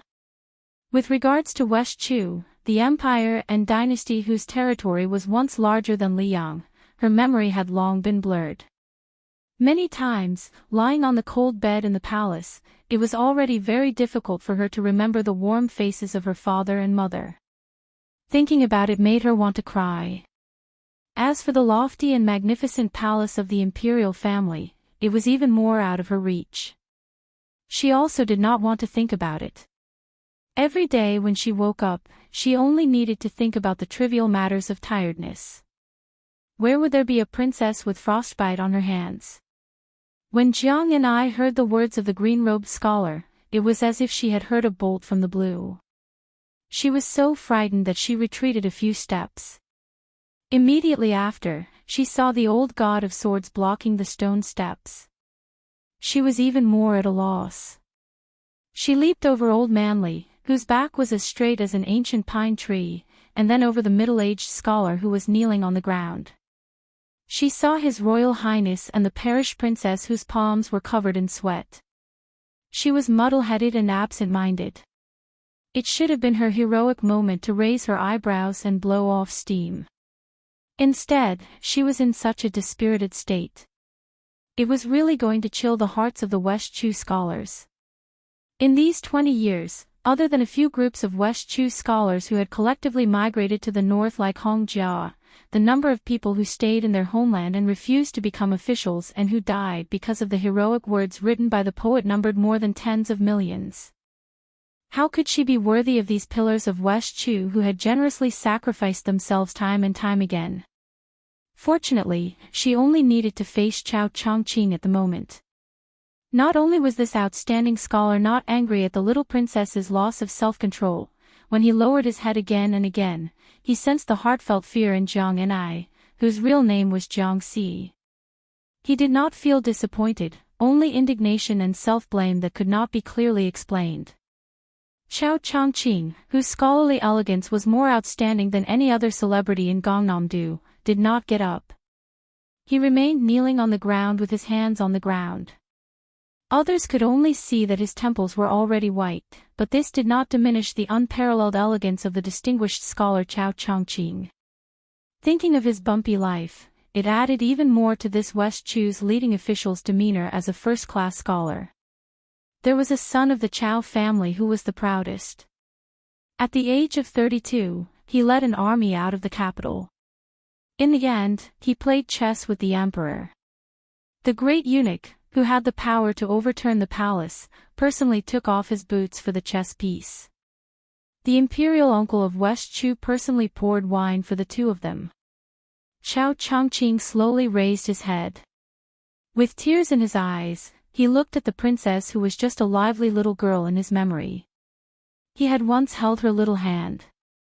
In the Wanchong Palace, he threw chess pieces into the chess pieces, arranged the troops, and gave pointers to the emperor. Chao Dai did not seek riches and honor, he only sought the smile of the beauty beside the emperor. When he was young and high-spirited, he walked with a zither and met her by chance in a corner of the garden. The sun was setting and she came slowly, humming a local accent. In the chessboard pavilion, she slowly rolled up her sleeves. She gently dropped the eager chess pieces one by one, landing heavily on his heart. Later, she became the empress. He and the emperor finally won on the chessboard. Seeing that the emperor was about to lose, she used the red cat in her arms to mess up the complicated chess game. The emperor scolded her, but she just smiled innocently, just like in the past. He could only lower his head and not look. Otherwise, with Chao Dai's talent, how difficult would it be to easily reverse the game? He took the opportunity to move his hand and collect all the pieces to see who had the most. What was the point of having the most pieces on the board? That day, Chao Chongqing stood up and left the capital alone. He never thought that once he left, they would never meet again. Chao Chongqing remembered her. Naturally, he remembered her daughter, the little girl who was as innocent and naive as her. He raised his head to look. She really looked like her. When he lowered his head again, Chao Chongqing's cold voice sounded again. Who dares to stop me? Su Fengnian smiled bitterly. This big bodhisattva was really King unreasonable. His martial strength was as high as the 9-story tower. Even the one in the capital couldn't do anything about it, so it wasn't shameful for him to be sullen. He thought about it. He wasn't afraid of Wang Mingyin, who was the 11th master, but Wang Xianji, who was at the 4th level of the 1st rank, was an immortal. The next two were also recognized as great supernatural beings who were close to the level of earth immortals. The new god of sword Dong Tai and Chao Guanzi had a clear difference between their realms and the remaining 7 on the list. In other words, once they used their strength, Chao Guanzi couldn't be regarded as 1.5 or 2 Wang Mingyin. After all, this was not Bailiang's territory, where they could easily mobilize hundreds of armored cavalry and thousands of armored cavalry to encircle and suppress them. Moreover, even if there were thousands of armored soldiers surrounding them, Chao Guanzi, who was the only great grandmaster in the world, was determined to escape or to kill a few people before retreating. He wouldn't be exhausted like the sword sage of Shishu who had drawn a circle and died. This was the horror of a celestial state master. The old god of swords sneered, Chao Chongqing, you can try. Chao Chongqing's palms on the ground suddenly clenched into fists. Dust rose. Boom! 2 tornadoes appeared. Rings of strong qi, centered on Chao Chongqing's indigo robe, rolled out. The fur on Li Chuangong's sheepskin coat suddenly curled up. Standing behind Chao Chongqing, Su Fengnian was forced to take 3 steps back by the invisible qi. He clenched his teeth and pressed his hands on his saber. His feet made 2 pits on the ground before he could stop himself. Chao Chongqing only stood up slightly and did not make any other movements. Su Fengnian, who had just entered the best state of martial arts, could not withstand the pressure and was forced to take a dozen more steps back. Li Chungang instantly reached the peak of sword intent. Chao Chongqing looked at Jiang Yan'ai and said softly, Princess, do you want these to live or die? As soon as he said this, Su Jihu flew into a rage and then his face turned pale. If Li Chungang was still the god of swords, who was the first person in Sword Dao, he might be able to stop Chao Guanzi today. But now in Jianghu, Qi Xuanjun had already ascended to immortality. Except for Wang Xianji, who dared to say that they could defeat the middle-aged scholar in front of him. Who in the world could reach the top of Martial Emperor City? Only Chao Qingyi. Chapter 254. Below the Pavilion. The old man in the pavilion had a green snake in his sleeve. Above and below the pavilion stood 2 generations of outstanding talents. In the pugilistic world, there would always be new waves. Even if one was a genius with extraordinary talent, they would at most be in the limelight for 10 to 20 years. 30 years was the limit. It was a little strange in the recent 100 years. There was Huang Longsher in Yilin, and Wang Xianji in Donghai Martial Emperor City in the pugilistic world. It was a true once-in-a-century occurrence. Compared to the so-called once-in-a-century occurrence in the world, they couldn't be compared. Apart from these 2 fellows who were both celestial and demonic, the general trend was that the latecomers would surpass. One of the 4 grandmasters of the previous generation, Spear Immortal Wang Xiu, lost to his disciple Qinjibao. Wudong Mountain had a person who instantly obtained the heavenly Dao riding green ox. After the old god of swords, Li Chungang went into seclusion, there was only a short period of gloominess in swordsmanship. Very soon, Peach Blossom Branch Dong Tai emerged as the leader. There were also Dragon Tiger Mountains Qi Xianxia, Sword Tombs Wu Luding, and Tongshi Sword Immortal Lu Baijie. The older generation of pugilistic world people might have been subdued by the heroism of Li Chuangong's sword, but when they were old and dead, how many young people would remember the old god of swords' elegant demeanor of a sword immortal flying on a sword across the river?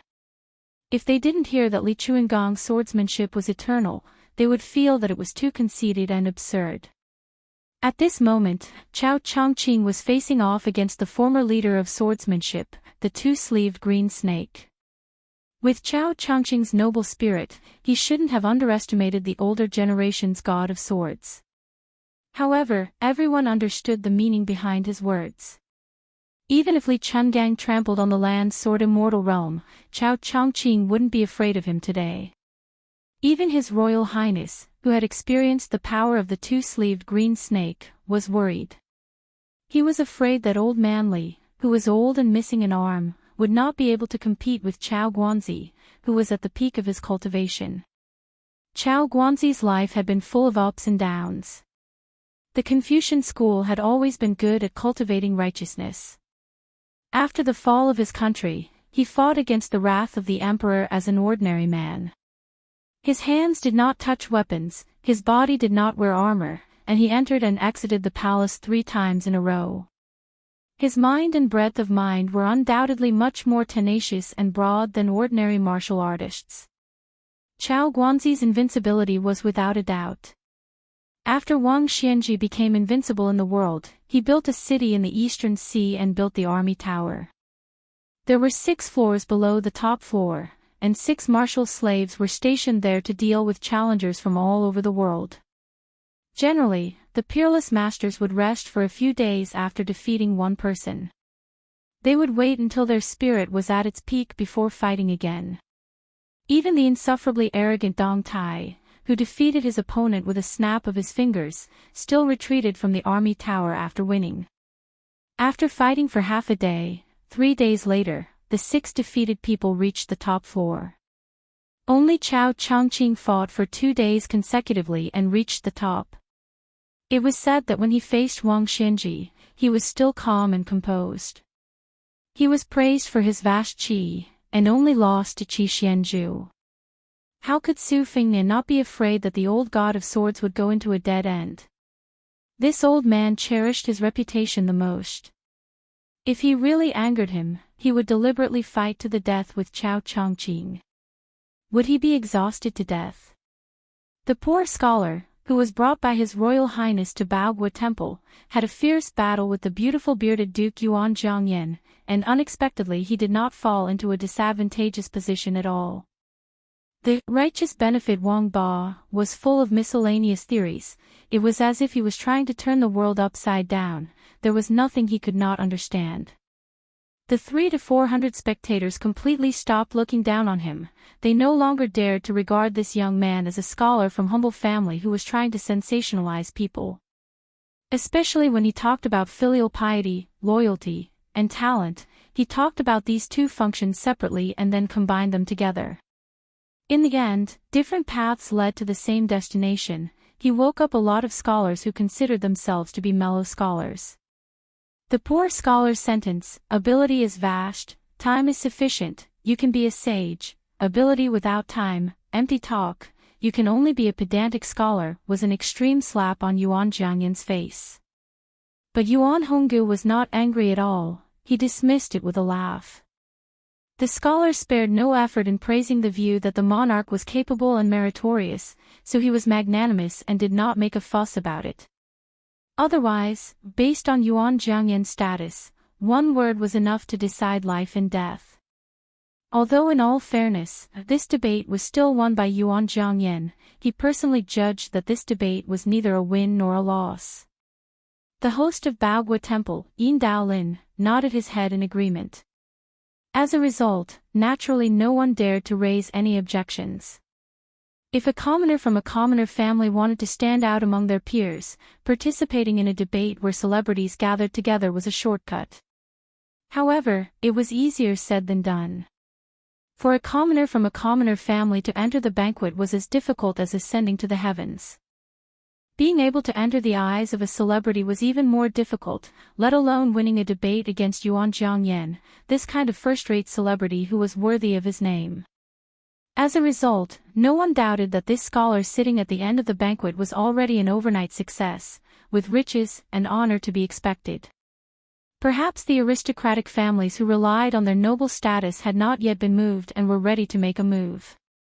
Some of the second- and third-rate gentry families and high-class commoners were already considering whether or not they could make the first move to gain the upper hand. After the banquet was over, they could snatch this cheap son-in-law and take him into their family. After he was accepted into their family, he could participate in a few more debates and fight for his reputation. When the conditions were right, success would follow naturally. First, he would enter the rank of a nobleman, and then he would seek an official career.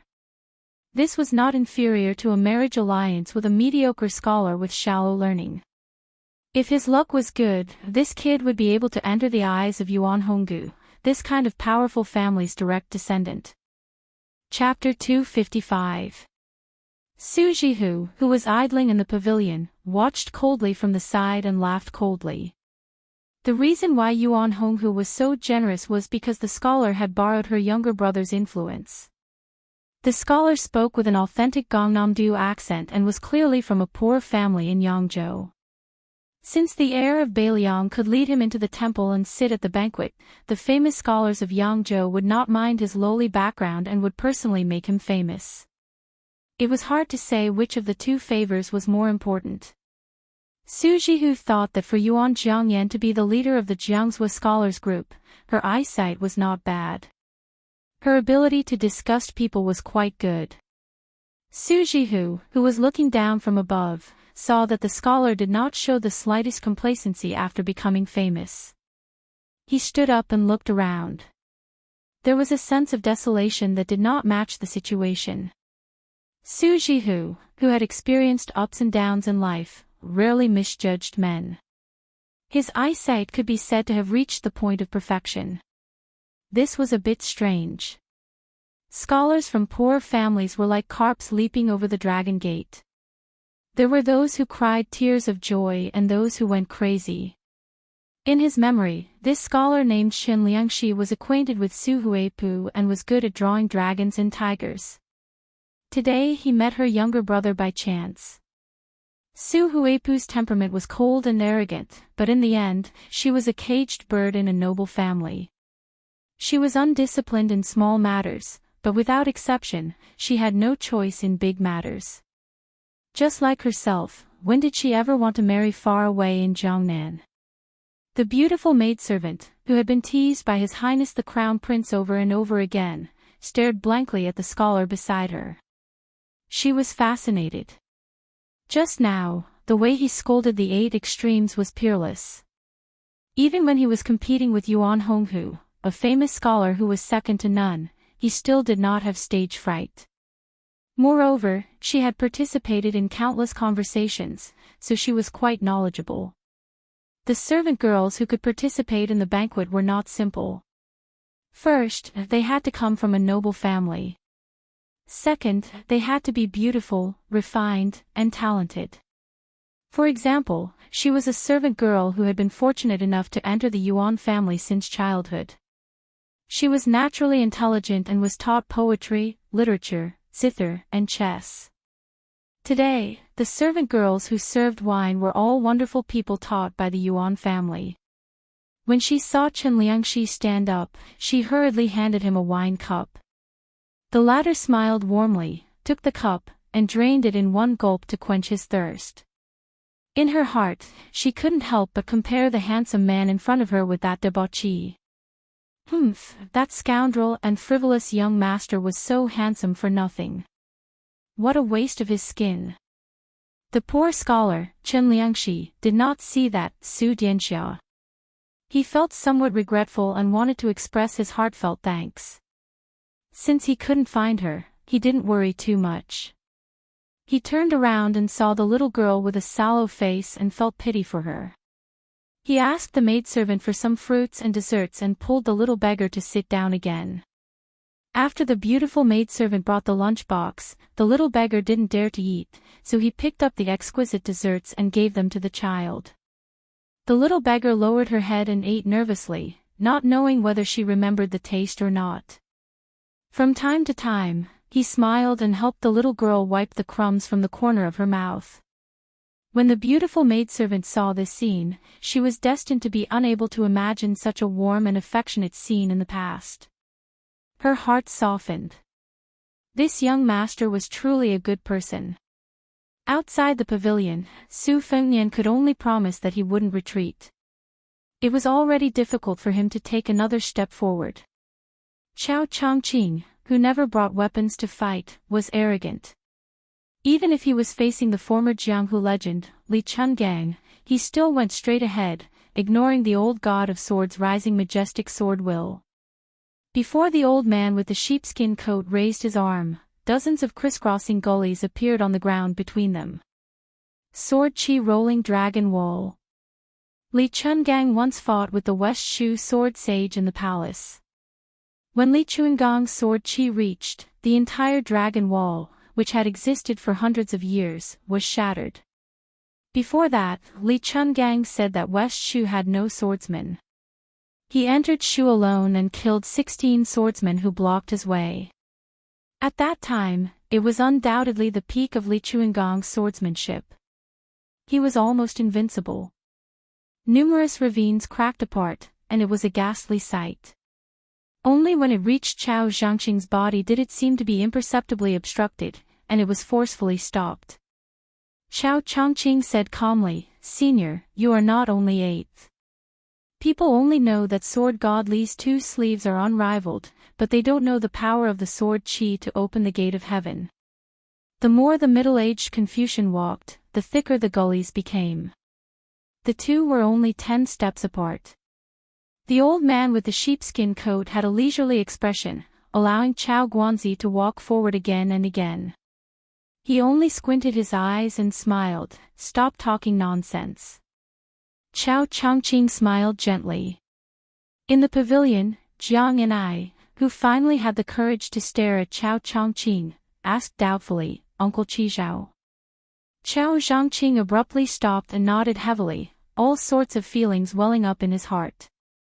Jiang Ni's eyes suddenly turned red. He wanted to get up, but he subconsciously looked at His Royal Highness. Seeing that he was expressionless, he turned his head and looked carefully at Su Jihu. Qiao Chongqing saw this scene and felt extremely sad.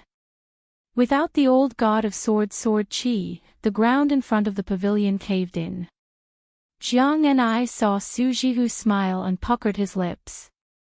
He then got up and said timidly, "Uncle Qizhao, can you not do it?" Layers of dust and dirt flew outwards like ripples. Qiao Guanzi, who was in the middle, said softly, "Qiao Zhangqing will listen to princess's orders." Even Su Jihu could not help but be dumbfounded. It really was the conclusion that Chen Liangxi of the Tsushui Wangba had made. Unreasonable. The old god of swords snorted and finally retracted his sword Qi. Qiao Chongqing walked up the steps, but did not enter the pavilion. He knelt down again. This time, he knelt for the prosperous West Chu of the past. Su Fengnian looked at the standing clay figurine and the kneeling Qiao Guanzi with a complicated expression. Were they leaving? Chapter 256. Why was it that even though they were both the top experts in Jianghu, the difference between them was so great? The old man Li Chungang liked to pick his ears and buckle his feet when he had nothing to do. Qiao Chongqing, on the other hand, fit the image of a peerless expert in Jianghu. His body was tall and slender, and his divine aura was restrained. Even when he knelt down, it was soul-stirring. Even though he was an old man with white hair, if one looked carefully, he still had the mellow taste of old wine. It was believed that those middle-aged women with rich experience would be subdued by Chao Changqing's scholarly demeanor. Su Fengnian stood at the bottom of the steps and quietly watched. Counting with his fingers, he had already seen 3 of the top 10 experts. However, the farmer Wang Mingyin had already been killed by a hand blade. Who could have predicted such an ending? Su Fengnian saw Jiang and I foolishly looking at Chao Guanzi, as if he didn't know what to do. He wanted to say something but didn't. He found it funny. This idiot, how could he think of taking advantage of the situation?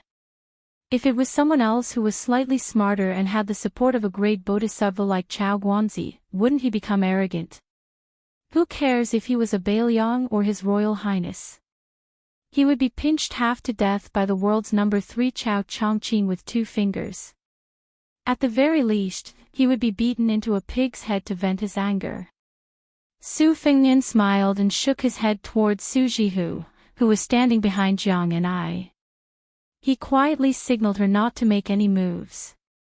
In front of Chao Changqing, it was best not to add feet to a snake. Even if the old god of swords was willing to use all his strength to stop him, it would be easy for Chao Changqing to injure anyone. In the world, the only person who could make this green-clothed official bow his head was the stupid girl that he had bullied for many years. His Royal Highness was unconvinced and sullen. In the 100 years of Jianghu, there were millions of martial artists. How many Chao Changqing were there? For some reason, Jiang and I saw the corner of Su Fengnian's mouth curl up and instinctively glared at him. Her glare was just a small habitual action without any lethality. However, today was different from the past. With Chao Guanzi present, even though his back was facing His Royal Highness, Su Fengnian immediately felt a strong murderous intent. Chao Changqing slowly turned his head and said, "Your Highness, Chao Changqing." "As long as you nod, Chao Changqing. As long as I can do it, I will not refuse. As long as I can." Even the 2 emperors of the Liang dynasty could not sleep well because of this old minister. Was there anything that Chao Changqing could not do? Generally speaking, Jiang and I was only a small vase that Su Rintu had brought back to the Bailiang palace. It did not have any real meaning. In the 8 kingdoms of the spring and autumn period, there were hundreds of imperial sons and grandsons, empresses and concubines. If they fell into the hands of the King of Yen and King of Guangling, the beautiful women would at most be reduced to concubines and maids. The mediocre women would mostly be used as prostitutes for officials. As for the princes, there was no lack of them being killed by 10 of them at once. They would become the theme of the celebration banquet. Keeping these former nobles alive, if it was said that they harbored a disloyal heart and conspired against the emperor, they would be laughed at. Since that was the case, it was fine to give away a princess of West Chu. Moreover, they could befriend one of the top 3 in the world, Chao Guanzi. Why not? The old god of swords, who had been revealed by Chao Changqing that he had other skills besides the 2-sleeved green snake, paid no attention to this matter. The old man followed the agreement. As long as he could ensure that His Royal Highness did not die, then he wanted the little mud man to learn swordsmanship from him. As for other nonsensical matters, he did not worry about them. Moreover, Li Chungang, who had lived for more than 80 years, knew very well that as long as the little mud man stayed by His Royal Highness' side, there was an 80 to 90% chance that he would learn swordsmanship. It was better to sever this ill-fated relationship earlier. Where in the world could he not go? The old god of swords glanced at His Royal Highness with schadenfreude. He wanted to see how this kid would respond. After the reeds, he was probably afraid that the elusive assassin would take his head. He gritted his teeth and carried the 2-sleeved green snake every now and then. This kind of perseverance and ruthlessness was not at all like His Royal Highness, who was destined to be the king of Bailiang. Su Fengnian smiled mischievously and said, "No, she's mine." Jiang and I said angrily, "Who's yours?" Chao Zhangqing was as calm as a dried-up well. Perhaps he was rejoicing that this time, he had traveled far and wide only to find what he was looking for without any effort. His mood was not affected by the crown prince's arrogant words. He smiled and said, "It's fine. After a while, your highness will change your mind." Su Fengnian still had a sloppy attitude. He smiled and said, "I can't guarantee anything else, but this matter is really non-negotiable." Chao Chongqing glanced at His Royal Highness and said with a playful smile, "Your Royal Highness, don't hold the blades with both hands. Wipe your sweat. Otherwise, the sword drawing technique you learned from Dongyue's imperial family will be greatly reduced." The thick-skinned Su Fengnian laughed. As expected, he released his hands from the spring thunder-embroidered winter blades and wiped them on his sleeves. Su Jihu, who sat down in the pavilion again, smiled and the haze in her heart dissipated a little. She did not know Chao Chongqing, but Chao Guanzi had vaguely heard about him from some wanderers and officials. Naturally, she did not know that the green-robed Confucian who could make Li Chuangong's sword chi roll off the dragon wall was that famous master. However, Su Jihu had sharp eyes and dared to ignore the old god of swords and the power of Bailiang. How could she relax? She was worried about her brother's safety. She looked at Jiang and I. Femme fatale, it was true. The pity she had for this fallen princess was swept away the moment Chao Zhongqing appeared. Cold temperament. Su Jihu, who was most willing to tarnish her reputation, would never deny it. Chao Guanzi did not speak, Su Fengnian did not speak, and Jiang and I did not speak. For a moment, the atmosphere in the pavilion was heavy.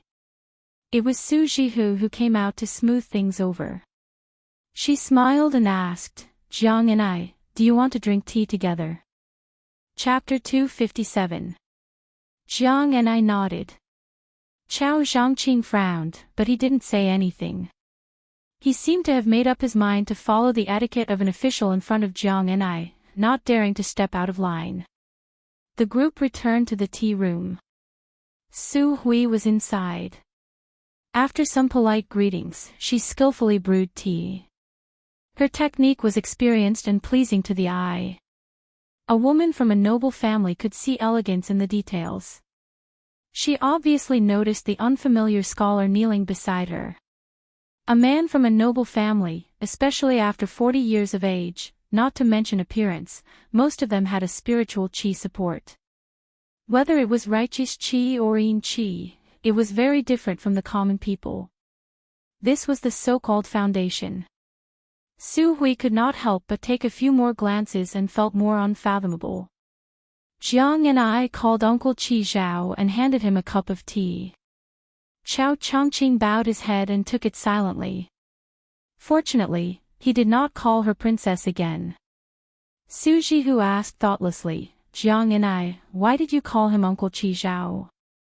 Jiang and I said softly, "Uncle Qi Zhao is a great national player. I often watch him play chess." Chao Chongqing shook his head and said, "This sinner cannot be called a national player." Then he added, "This sinner will one day cut off Huang Longshi's head as a sacrifice to the late emperor." Su Huipong was startled. Huang Longshi, this was not a mortal person. The unjust war of the spring and autumn period was all because of him. That game of chess had never been played before and would never be played again. Cut off Huang Sanjiao's head. The late emperor. Su Hui, who was shocked, did not change her expression. She quickly thought about who the middle-aged scholar was. Su Fengnian did not want to be followed by Su Hui on this topic. Chen Liangxi's sudden appearance had already made him vigilant. Gong Namdu advocated talking, but those old foxes were more cunning than the other. God knows if this great scholar who became famous in one battle was a carefully planned hidden chess piece. Moreover, taking the risk to recruit Chen Liangxi was the opposite of the original intention of this trip. Bailiang's heir had just turned 20 and Su Shao had just asked for the hereditary title in the capital. But he was already impatient to train people? What were his intentions? Su Fengnian changed the topic and asked with a smile, "Sister Su, where did young Master Chen go?" Su Huipu hesitated almost imperceptibly for a moment before saying gently, "In the meditation room, Mr. Swan and the others were having a deep discussion about the righteousness and benefits of the Wang Ba. Perhaps they were having a confrontation earlier and had yet to enjoy themselves to the fullest. They had to decide the winner and loser." Su Fingnian drank tea as if it were wine. He did not understand the slightest bit of elegance.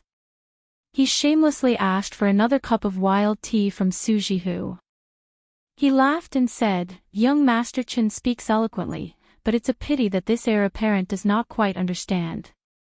Fortunately, Yuan Honghu and the other scholars are knowledgeable, otherwise it would have been buried." Su Huipong furrowed her eyebrows. She was no longer young, but her temperament was good and she had a unique charm. She patiently said, "Your Highness, although Child Chen is as talkative as the famous scholars, he does have the ability to save the world. He can't be regarded as an ordinary metaphysical person." Su Fingnian said absent-mindedly, "If that's the case, then I'll ask Big Sister to inform the Lu Mansion. If Lu Xianlang doesn't care about his talent, let Mr. Tang Shi promote him." Su Hupong's face immediately darkened when she mentioned Tang Shi soared St. Lu Baijie. She did not speak anymore. The corner of Su Jihu's mouth curled up. Chao Chongqing said calmly, "This person is an extreme outsider. Using both the Wang Ba and the Wang Ba is just a cover. If he can establish his own school in the future, his teachings will definitely be more harmful than Yao Baifeng's school of mind. Yao Baifeng's school of Confucianism is just a little biased. Even if the Yao family school of mind becomes popular, scholars will still be scholars and Confucians will still be Confucians. However, once this person's teachings become popular, it will be an internal injury to Confucianism. The root of the disaster will be in the belly and the disease will be incurable. If they want to set things right, it will not be as simple as cutting off a few tails of flesh. If he is not a saint on the inside, how can he be an external king? At the root, his teachings are clearly the same as Huang Longshi's. If this person's reputation is not prominent, then so be it. However, if he shows signs of establishing his own school, then I will definitely kill him." Su Hupong's face turned pale. The old god of swords sneered, "You scholars are the most vicious. Especially scholars, when it comes to killing scholars, you are more willing than anyone else. This bad habit of scholars belittling each other is even more incurable than the jealousy of women. This old man is sick of it. Chao Zhangqing, this old man will say it here today. In the future, if you want that young man, just let me know and this old man will fight with you." Chao Zhangqing indifferently declined to comment. Su Huipong firmly remembered the name Chao Chongqing. Like Su Jihu, she did not know that Chao Chongqing was the Chao Guanzi who assassinated the emperor. Otherwise, they would not dare to live in the same room. If the capital found out, it would be a disaster. This thorn had been in the hearts of the two emperors for 20 years. Before the previous emperor died, he truly said that if he did not kill Chao Guanzi, he would not be able to rest in peace. For this reason, there was a group of imperial bodyguards who were hidden in Jianghu. Each one of them was extremely skilled in martial arts. They were also assisted by a considerable number of elite soldiers who spied for information all year round in order to kill Chao Guanzi.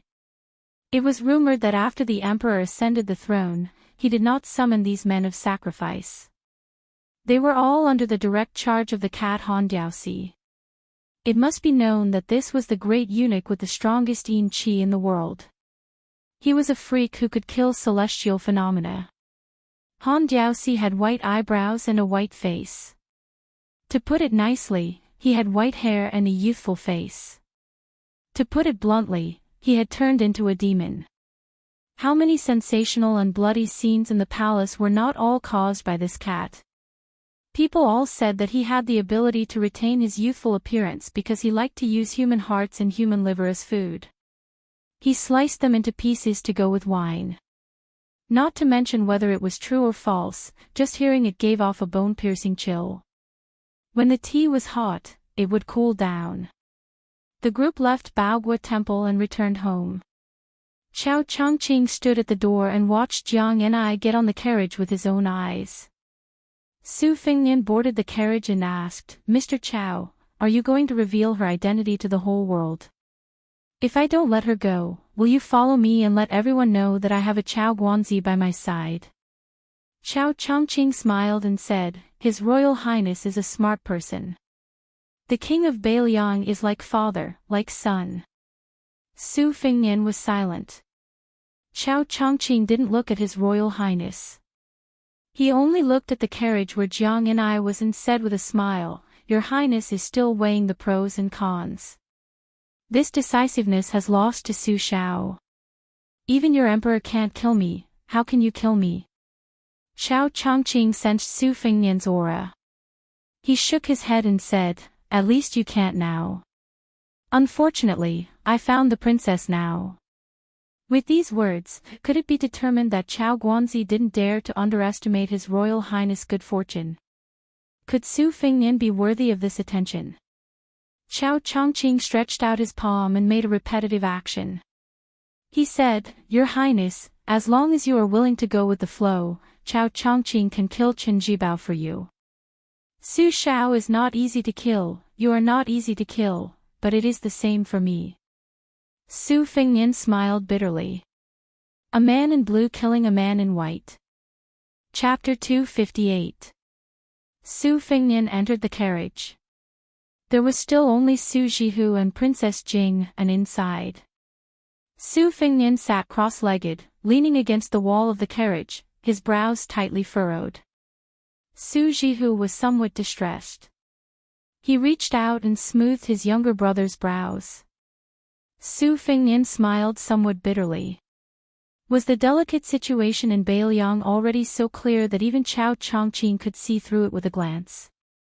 How many emperors, especially the founding emperors of previous dynasties, didn't borrow a knife to kill people and then withdraw the knife and stab the companions by their side who were originally in charge of the knife? Dogs were raised to bite people to guard against thieves. If the thieves were gone, how could the dogs be kept to waste rations? But Beiliang was not a dynasty after all. It was divided into territories and occupied a remote corner of the country. No matter what, Su Shao was called the second emperor. Nominally, he still had to be respectful and reverent to the one in the capital. Allowing him to slaughter people and carry a knife to the palace was a vast and mighty act of heaven. It was to let the restless Beimang know that the imperial court would not be so foolish as to destroy their own thousand-year foundation. While Su Shao was ambitious and ruthless, he was not the kind of cold-hearted person who would cook the hound after the cunning rabbit had been caught. He would also not treat the old generals of Beiliang with indifference. On the contrary, Su Fengnian knew better than anyone that Su Shao had spent most of his time and energy appeasing and taking care of his former subordinates and descendants. The imperial court seemed to be enjoying this and did not tire of it. The pressure they exerted on him was just right. They did not force him, a prince with a different surname, to rebel, but they also did not let Su Shao be truly comfortable. Yan Jieshi, who had betrayed Beiliang, was a typical example. Intentionally or unintentionally, the white-clothed Confucian had monopolized Chen Jibao's power and had his own team. Even if it was not as exaggerated as having as many generals as clouds and scholars as rain, it was not too far off. Moreover, the saying that one Chen Jibao could fight half of West Chu was said by the late emperor himself in front of Su Shao and all the civil and military officials in the Baohe Palace before his death. Chen Jibao was widely acknowledged to be the best at national wars. His ability to mobilize more than 100,000 troops was superb. It was said that he remembered the names of every captain, as well as their strengths and weaknesses in leading the troops. Opportunities were fleeting, but Chen Jibao was always able to make the finishing touch in the deployment of troops. The Battle of the Western Fortress lasted 3 days and nights. Chen Jibao did not sleep or rest.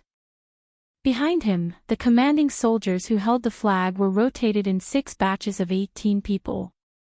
The military historian who was in charge of recording the entire process wrote no less than 10 lines of paper. From beginning to end, Chen Jibao, dressed in white, did not move an inch. Under his countless precise orders, the last several 100,000 youths of West Chu were exhausted and killed. It was rumored that when the emperor read the record, he read it over and over again. The highlights were circled countless times, and at the end of the scroll, he wrote 8 words, truly fascinating, worthy of being called the war immortal. In these 2 years, Su Fengnian had no choice but to imagine that if Qin Jibao, whose reputation and prestige at that time was comparable to the other war immortal in white, had agreed to the emperor's request and rushed to Nanjiang, would Bailiang have been simpler? All these years, Su Xiao had never mentioned anything about his adopted son, Qin Jibao. Although Su Fengnian was His Royal Highness, he did not know Su Xiao's true inner thoughts. If one were to say that Su Xiao had kept Qin Jibao as a whetstone, it was even less likely that he would slaughter all of the meritorious veterans to pave the way for his successor. After Qin Jibao, the white-clothed war immortal, became so powerful that it was impossible to get rid of him. Was he really not afraid that Su Fengnian would lose to Qin Jibao? Would he, who had spent decades in the military, lose everything in the end? As long as Qin Jibao treated him coldly in Bailiang, how could Su Fengnian truly not care about anything else? Su Jihu calmly looked at his younger brother, who was deep in thought. Belatedly, he was shocked. That Chao Changqing's surname is Chao, and he can make the old god of swords so nervous. Could he be Chao Guanzi? Su Fengnian, who had come back to his senses, said helplessly, "Unfortunately, you were right. This person is the great officer who went to the imperial palace to play hide-and-seek with the Han cats when he was bored. Princess Jing and was not stupid. Jiang Ni's surname was Jiang. She was a servant girl, but when she interacted with His Royal Highness, when did she have the slightest awareness of being a servant?" Pei Nanwei laughed coldly. "It's one thing to secretly hide the fallen princess, but the old officials of West Chu came knocking on your door. How will your highness explain this to the capital? If the Jiangnan scholars find out about this, they will exaggerate it and provoke the emperor's anger. Won't your highness come aggressively in high spirits and leave dejectedly with a face full of dust?" Su Fengnian's mood had already hit rock bottom. He said unhappily, "It's not your turn to be secretly happy. If I'm at peace, your life will be more comfortable. If I'm not at peace, how good can you be? With your tolerance, to be able to become the princess consort of Jing and Palace, Xiaoheng must be blind with his discerning eyes. On top of that, there's Xiao Sun, who covets your body. This family is unfortunate. I saved you from the abyss of suffering. It's fine if you're not grateful, but you dare to take joy in my misfortune. Have you forgotten the taste of being slapped in the face with the embroidered winter scabbard?" Pei Nanwei only laughed coldly. Chao Changqing and Jiang Ni's true identities will be revealed. This matter is indeed troublesome. Su Jihu said with a headache. The old swordsman in the tea room mentioned Chao Guanzi's name. Based on Su Hupong's cautious nature, she will definitely say it to the old consecrators. Su Fengnian thought about it and smiled. Troublesome is troublesome, but it's not a big deal. Although those shrewd old bastards in the Jiangnan scholar group aren't good people and like to fish in troubled waters, they may not be willing to shed all pretense of cordiality with our Bailiang. What's the benefit of having a death grudge with Su Xiao? Boorish men use their blades, scholars use their mouths, and the well water doesn't interfere with the river water. Unless it's absolutely necessary, there won't be a desperate fight between pen and knife. That's fine, I've killed a few low-level scholars. Now that Chao Guanzi has come out to stir things up, I'll just treat it as giving the old family head something to use against me. This way, their hearts will be balanced and they won't feel like they've lost face. If nothing unexpected happens, before I leave Yangchen, someone will come to remind me. It'll be nothing more than, Your Highness, it's wrong of you to kill someone. We've caught your tail this time in Yangzhou, but it's fine, we'll let bygones be bygones and turn a blind eye to it. Therefore, Your Highness, shouldn't you restrain yourself a little and stop making a ruckus? It's not good for everyone. That kind of boring tone, ah. Su Jihu listened to his younger brother imitating the old pedant's tone and nodded vigorously. He couldn't help but hold his belly and laugh. Princess Jing'an couldn't believe it and muttered, "State affairs are such a trifling matter." Su Fengnian sneered and said, "Trifling matter? How is this a trifling matter? Do you really think that aristocratic families are favored by the imperial court? That they have to wag their tails and beg for mercy from the emperor? State affairs are state affairs, how can they be compared to family affairs? If that's really the case, then wouldn't all those princesses who couldn't marry into the aristocratic families and princes who couldn't marry into the aristocratic families for hundreds of years have suffered humiliation in vain?"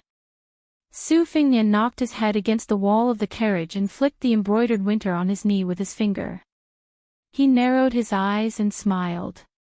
"It's only been 20 years. A centipede dies but doesn't fall down. It's hard to say what will happen in the future. It has to be said that Su Xiao is really fierce. 10 aristocratic families with intertwined roots that don't recognize the emperor and only recognize the family. He chopped melons and vegetables like cutting vegetables. Those emperors who died at Su Xiao's hands might have 1 or 2 clever people who died with a smile. How could our emperor tolerate so many potholes from the 4 clans of Yangzhou appearing in the courtyard of a flat expanse of land? Bestowing the title of king and holding the fort in all directions was for the sake of cutting flesh with a blunt knife and slowly cleaning up these stubborn skin diseases. There were pros and cons to this action, but taking 10,000 steps back, if these powerful vassals wanted the position of emperor, regardless of victory or defeat, wouldn't they still be surnamed Xiao? Wouldn't the world still belong to the Zhao family? In fact, in the Spring and Autumn War, the ones who lost the most were Princess Pei's arrogant families. The current scholars are clamoring and cursing fiercely, but Su Xiao wasn't afraid because he had calculated the emperor's thoughts. "I dare to kill people in Yangzhou for the same reason. Princess Pei, why don't we make a bet?" Right now, the scholars of Jiangnan are working with the students of the Imperial College to accuse me of ignoring the laws of the country and committing crimes. Let's bet on who will be beaten down by the emperor with a plank. Princess Jing nodded and said, "All right.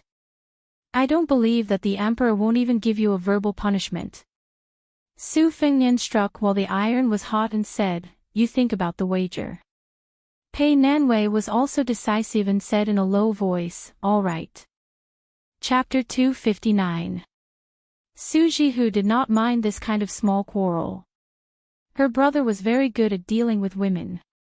She shifted her position and leaned against His Royal Highness. She asked, "Is Chao Chengqing's martial arts really as good as people say?" Su Fengnian let out a long breath and laughed softly, "So good that it's a paste, so fierce that it's a mess." Su Jihu asked softly, "Then what about the ginger paste?" Su Fengnian did not speak. He was able to confidently make a bet with Pei Nanwei, even concealing the wager, because he was certain that the proud and arrogant princess consort of Jinggan wasn't a shrewd businesswoman. Once she lost to him, the profits would be greater than the wager he made. But when he was up against Chao Guanzi, who he couldn't beat, scold, or scheme against, he really couldn't do anything. Once one reached the peak of martial arts, they naturally had the qualifications to look down on all heroes. When Chao Chengqing first entered the imperial city, it was as if he had entered an uninhabited land. What he said was even more domineering. "Killing Zhao is my life's ambition. Don't laugh at me. So what if there are only 3 households left in Chu? I enter the imperial palace like passing through a corridor." For such a master who did not care about his life as if he was possessed by the devil, Su Fengnian aside, almost no one could do anything to him. Unless Qi Xuanzhen appeared, perhaps even Wang Xianji could not stop Chao Qingyi from doing what he wanted to do with his life. That confrontation under the pavilion did not mean that Chao Chengqing could defeat the old god of swords. However, for Chao Qizhao, who did not forget West Chu, once he set his mind on something, he could ignore all the gods and Buddhas in the world. That year, thousands of imperial guards were in front of him, he still killed his way through. Wang Xianji was at the top of the building and climbed up in one breath. Today, Li Chungang was in front of him, so he naturally walked up as well. Chao Qingyi's righteousness and Li Chuangang's sword style were different paths leading to the same goal. Should he put the ginger paste? Su Fengnian did not give an answer when he arrived at the Lu Manor's freehand brushwood garden. Chao Chongqing did not enter the residence. He did not seem to be in a hurry to put pressure on His Royal Highness. Su Fengnian somewhat understood the thoughts of the two emperors of the dynasty. Beside the bed, in Great Peace City, there was an indescribable feeling of suffocation when such a Confucian scholar had appeared in front of him.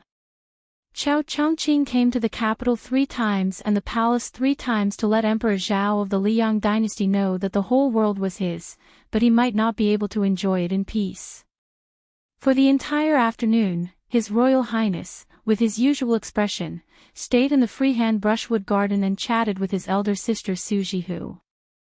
Su Fengnian talked to her about the white fox face that had ascended to the 3rd floor, about the female Dharma king of the secret sect he had met by chance outside Xiangfan City, about the wooden sword Wenhua they had met by accident in the city, and about the girl Li Zi who had grown up in the temple. He talked about the romantic girl Wang Dongxiang and the big turtle on the Spring God Lake.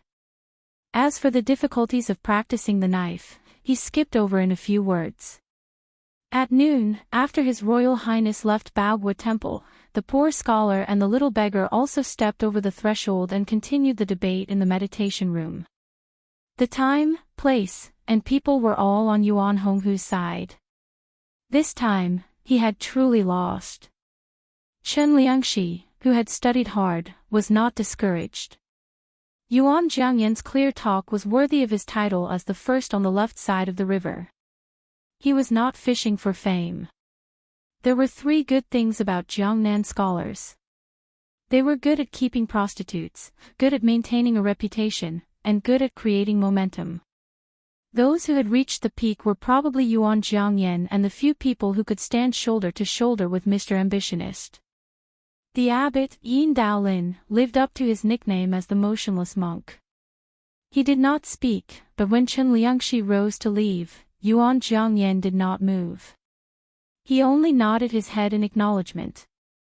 The old and respected Jiangnan monk personally rose to see him off to the door. Of course, the little beggar could not enter the meditation room. She stood at the door, still holding the empty watermelon in her hands. It was comical and laughable. Walking out of Baogua Temple, Chen Liangxi turned his head to look at the temple door with a faint expression of disappointment. He said to himself, "Our paths are different." It was not my plan. The little beggar asked softly with a face full of curiosity, "Where's that kind brother?" Chen Liangxi rubbed her little head and said gently, "He should have left Baogua Temple earlier than us." The little beggar made an "oh" sound and was very disappointed. Chen Liangxi bent down to help take the watermelon. He joked, "What's wrong, little ding-dong? You like that big brother?" Indeed, he's 100 times better looking than Brother Chin. The little beggar's little face flushed red. She stammered, looking very cute. Chen Liangxi no longer teased the little girl. The little beggar grabbed the poor scholar's sleeve and walked on the road. After hesitating for a long time, she gathered her courage and was about to raise her head to speak when Chen Liangxi lowered his head and said softly, "You know little ding-dong still likes Brother Chen the most, right?" The little beggar smiled brilliantly. Chen Liangxi raised his head to look at the sky. His smile was intoxicating. He said, "In the future, if Brother Chen can step into the mud of history and luckily leave a footprint, you must also let little ding-dong accompany you." Since ancient times, there had been countless heroes in troubled times, but how many could leave their names in history? Even a few dozen words would be an extravagant hope. The so-called footprint of this poor scholar who died a posthumous scholar was clearly an ambitious person who wanted to leave his name in history and not some unofficial history compiled by a private person. How could the little beggar understand this? In her view, it was probably not as practical as eating fried watermelon slices for dinner. She only thought that Brother Chin had said something good. She was happy and skipped around. This was a rare moment of carefree. Chen Liangxi also knew that the little girl did not understand, so he said it. He threw away the teachings of the saint about investigating things, knowing sincerity, and cultivating one's body. He did not care about the inner saint's foundation or the outer king's career. He did not even think about whether or not his winding water talk had become a rare commodity worth hoarding. He only smiled and said, "Let's go. We'll go outside the temple and draw a dragon for you and grandfather on the stone slab. As usual, Brother Chin will draw the dragon and little Ding Dong will add the finishing touch." The little beggar made a heavy sound of agreement. Su Huipong stood at the entrance of Baogua Temple. She looked at the two poor figures, one big and one small, gradually disappearing into the distance. She was lost in thought. As the daughter of a noble family, she was able to become acquainted with the poor scholar Chen Liangxi because of a chance encounter by the spring outside the temple. The little beggar went into the water to pick up money and was reprimanded by the monks in the temple. Chen Liangxi, who had entered the temple to borrow the scenery to paint peonies, happened to pass by and helped the little beggar out of the situation. Su Huipong was in a good mood at the time and told Baogua Temple not to stop the little girl from picking up the wishing money in the pond. Later, she accidentally discovered that Chen Liangxi had secretly drawn a dragon. At first she was shocked by his audacity, but after a closer look she was shocked by his exquisite painting skills. It was a painting of a serpent fighting a dragon. Above it, the sky dragon could be seen in the colorful and condensed clouds, dripping with ink. The sky dragon had a long beard and a huge mouth, soaring through the clouds and mist, old and fearsome. Below it, the serpent came out of the water, clawing with its claws. The giant serpent coiled around the mountain, spitting its tongue toward the sky. At that time, the painting had already reached the end. Su Huipong was really frightened by the bizarre and strange scene. Chen Liangxi had been seen through, but he did not panic in the slightest. After chatting, they chatted happily, and she greatly admired Chen Liangxi. Only this person's edges and corners were too distinct. Su Huipong knew that only her father, a first-class famous person in Jiangnan, could tame him, so she had the intention of taking things slowly. Her original intention was for Chen Liangxi to be tempered by life for a few more years, and then she would make an exception and recommend him to the Su family. He would start as an advisor, and perhaps he could transform into a dragon. In the future, Chen Liangxi would naturally be grateful to the Su family for bestowing him with sexual intercourse. Only then could he be considered to be truly used by the family. Now, Chen Liangxi, who had monopolized the limelight of winding water, could be considered to be soaring. Very soon, his name would spread throughout Gangnam-do. If the Su family wanted to recruit him again, they would have to do it brazenly and the capital they would have to spend would be several times more than before. How could Su Huipong not hate His Royal Highness?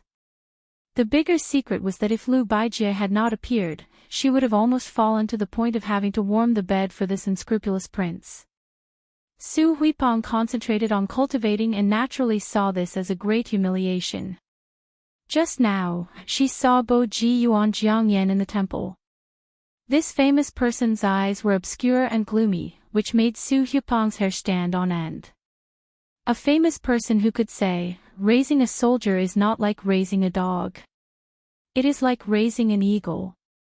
When hungry, use it, and when full." He was not just a moral Confucian who only knew how to talk mysteriously. Su Huipong sighed and was disheartened. She walked out of Baogua Temple alone and narrowed her eyes.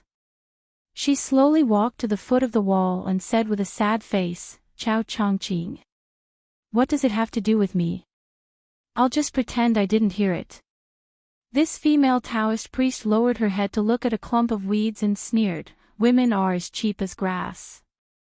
Chapter 260. In the afternoon, His Royal Highness made jokes and Su Jihu kept laughing. Her charming smile from the bottom of her heart was enough to make the fake Taoists in Gangnam-do fall head over heels for her. Unfortunately, they couldn't see it.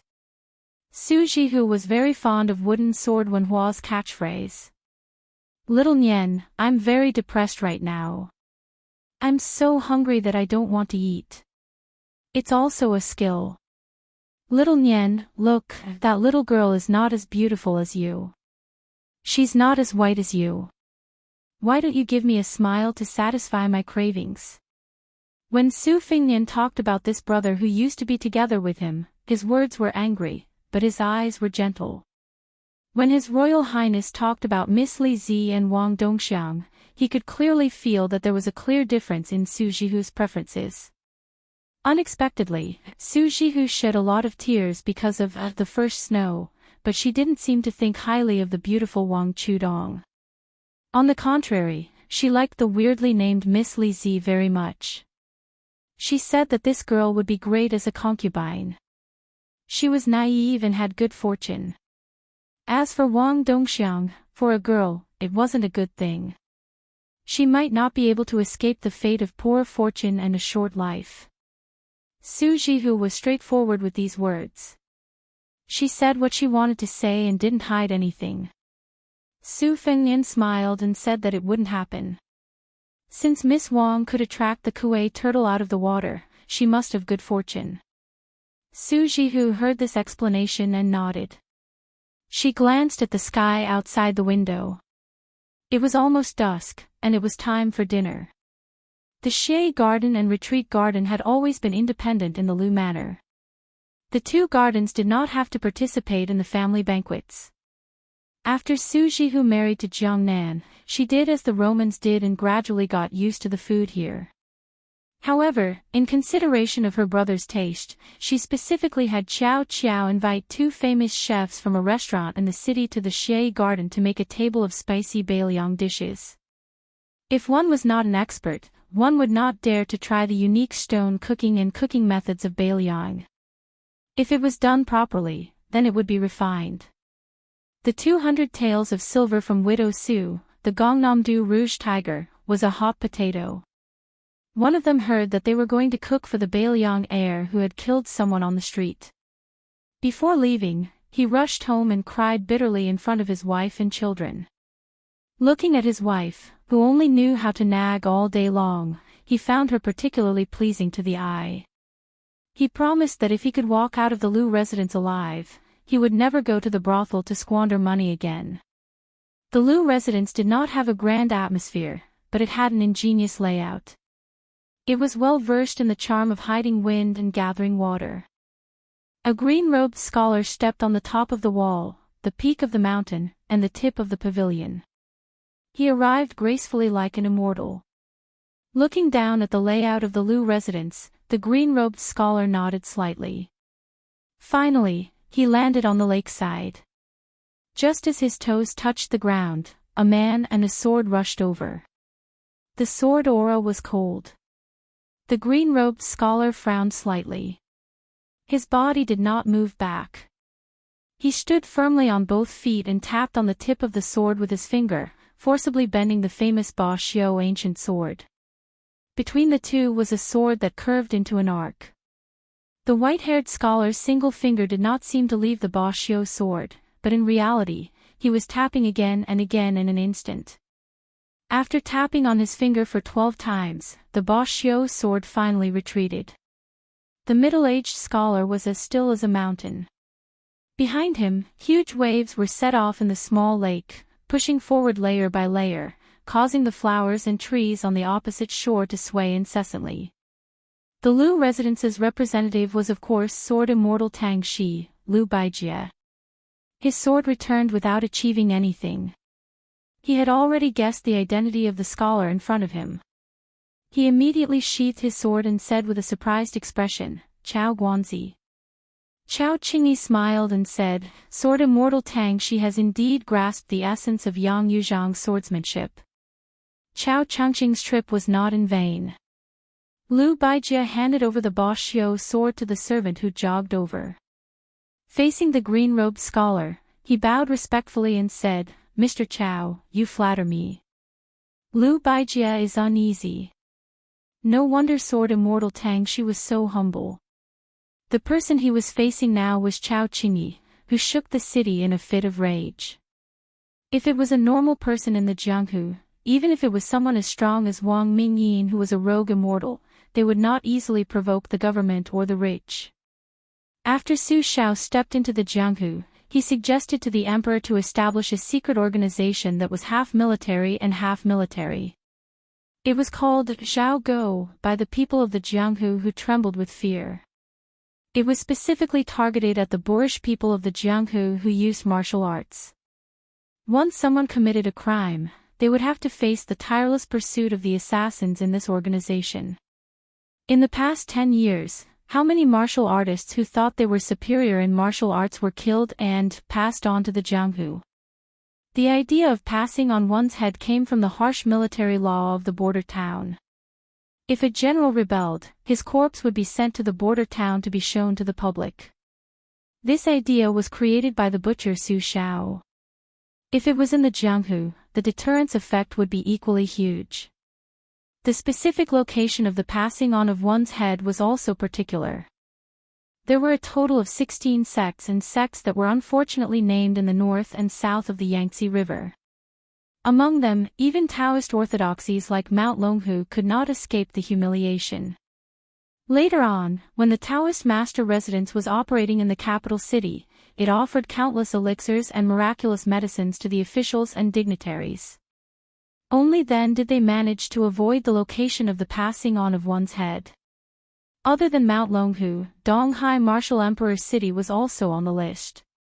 However, after Zhao Go's special envoy was killed 6 times in a row in the Eastern Sea, the passing on of one's head was still carried out. There was no delay, but they did not enter the city. They only made a symbolic announcement outside the city before returning. It should be that both the imperial court and martial emperor city took a step back. However, these rules that were piled up in blood did not hurt Chao Qingyi at all. In the early years, half of Zhao Go's team was in hot water chasing after the big Guanzi. However, whenever they were lucky enough to meet him, they would be killed by Chao Guanzi again and again. In the end, the executioner organization did not allow their subordinates to participate in the killing operations directly.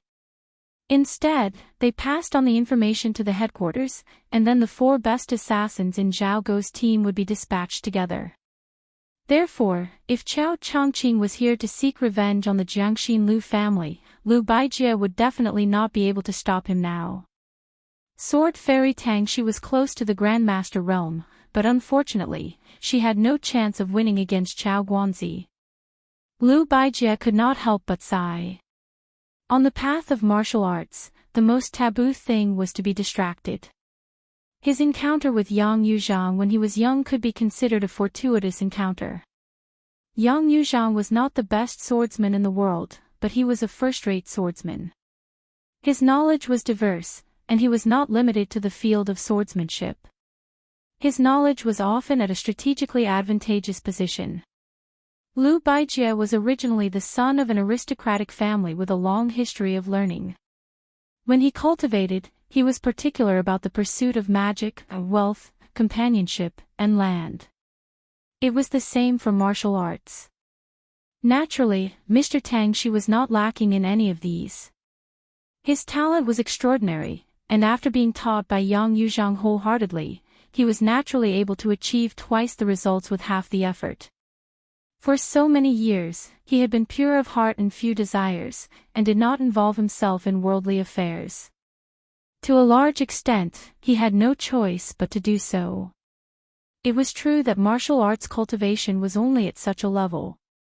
Unfortunately, when he was close to the Grandmaster realm, he still could not avoid worldly affairs. If he were to enter the imperial court, he would most likely not be able to make further progress. For a martial artist who was determined to reach the top of Jianghu, such a choice was tantamount to cutting off one of his arms. How would Su Huipeng know what Mr. Tang Shi had done in this? By the time he understood Liu Baijie's painstaking efforts, he would already be in the capital. What could the two of them do? Most of the things in the world that did not go one's way were considered bumpy if he could not tell anyone about them. Liu Baijie steadied his mind and waved his hand to signal a group of Lu Mansion warriors in the distance to retreat. He then asked, "May I know why Mr. Chao is here?" Chao Chongqing said indifferently, "I'm just taking a look. I won't be staying for too long." Liu Baijie heaved a sigh of relief. Since Chao Guanzi did not come to the Lu Mansion to stir up trouble, Liu Baijie did not need to be on guard. No one in Yangzhou had such confidence, except for Sword Immortal Tang Shi. Therefore, Liu Baijie invited him warmly, "Could Mr. Chao come to Retreat Garden for a chat? Baijie has many problems in swordsmanship that I would like to consult you about. I hope you can help me resolve my doubts." "Thank you very much." Chao Chongqing smiled and said, "Please lead the way, Sword Immortal Tang Shi." The freehand painting garden was very freehand. Back in the garden, Liu Baijie really did ask Chao Zhangqing a lot of questions about the way of the sword that had accumulated in her heart. Chao Guanzi told her everything he knew, and his speech and actions were very elegant. This was the first time Liu Baijie had met Chao Zhangqing.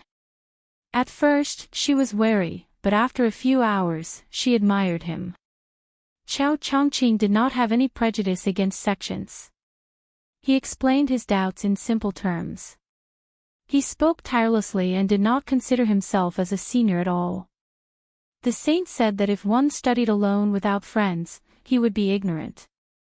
Everyone understood this, but how could a person like Mr. Tang Shi find a friend who was worth talking to and sharing his sincerity with? Liu Baijie, who suddenly saw the light in swordsmanship, sighed in his heart. Chao Chongqing lived up to his name. At dusk, Liu Baijie sat upright and asked again, "What does Mr. Chao want?" This time, Mr. Tang Shi was very sincere. Chao Chongqing shook his head and only asked, "I believe that Mr. Tang Shi understands His Royal Highness, Su Fengnian, better than I do. If he cares about something very much and someone wants to take it away, will he give it to them?" Liu Baijie remembered the scene at the gate of the Lu Mansion. After some thought, he said in a low voice, "If it was something as important as his family, this person would definitely not give it to them. Other than that, he is not a petty person. This person is very scheming and shrewd. It is not good to talk nonsense." Chao Chongqing smiled and said, "Then it will be fine." To him, Jiang Si was the princess of West Chu. To His Royal Highness, she was nothing. Chapter 261. Liu Baijie and Chao Chongqing arrived at the leisure garden together. Mr. Tangshi's boldness made Su Fengnian have a whole new level of respect for him. Even he had to regard Mr. Tangshi as a wolf, tiger, or leopard. The Liu family's roots were in Jiangnan. Although it was thousands of miles away from the capital, it was not as far away as Beiliang, where the emperor was far away. Nowadays, the grand families were on the wane. They had changed from strategic planning to internal strife. The emperor's control over the noble families was becoming more and more satisfactory. Once the Liu family was found to have an affair with Chao Chongqing, it might implicate the family head, Liu Daolin. Not to mention losing his noble position as the chancellor of the Imperial College, it was hard to say whether he would be able to walk out of the capital alive. Thus, with the presence of Liu Baijie and Chao Chongqing, the banquet at the leisure garden became even livelier. At this table, there were 2 people on the martial arts ranking list. Adding the Tangshi sword Immortal, this could frighten the people of Jianghu. On the table, 2/3 of the dishes were Beiliang dishes and 1/3 of the classic Jiangnan dishes. The bowls and plates were all made by the big official kilns in Jiangnan. During the spring and autumn period, there were no inscriptions on bowls and porcelain.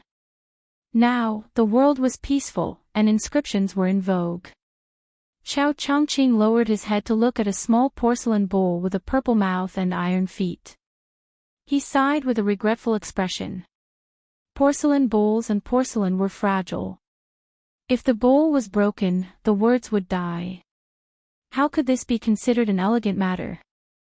However, outsiders did not know of Chao Changqing's scholarly spirit and only thought of him as an expert whose thoughts could not be guessed. To Su Jihu's left was Su Fengnian, and to his right was Jiang Enai. He did not show favoritism and helped himself to the food. The Crown Prince of Beiliang and Princess Taiping would occasionally eat the same dish. According to past situations, Su Fengnian would have to go through a fierce battle before he could win. This time, Jiang Enai was like a frost-beaten eggplant. When he saw Su Fengnian extend his chopsticks, he withdrew his hand. The meal was neither hot nor cold. At this table, it was Yu Wei who looked the most indifferent and calm. Anyone with a discerning eye could see that Su Jihu was not close to this courtesan girl. After entering the Lu manor, they did not speak a single word. After the sumptuous banquet, Su Jihu took his brother for a walk. Jiang Enai, the elderly god of swords, Chao Qingyi, and Lu Baijia stayed in the freehand garden to cool off. Su Jihu sat in the pavilion by the lake and said worriedly, Chao Changqing is determined to get Jiang Enai. Su Fengnian rubbed his cheeks.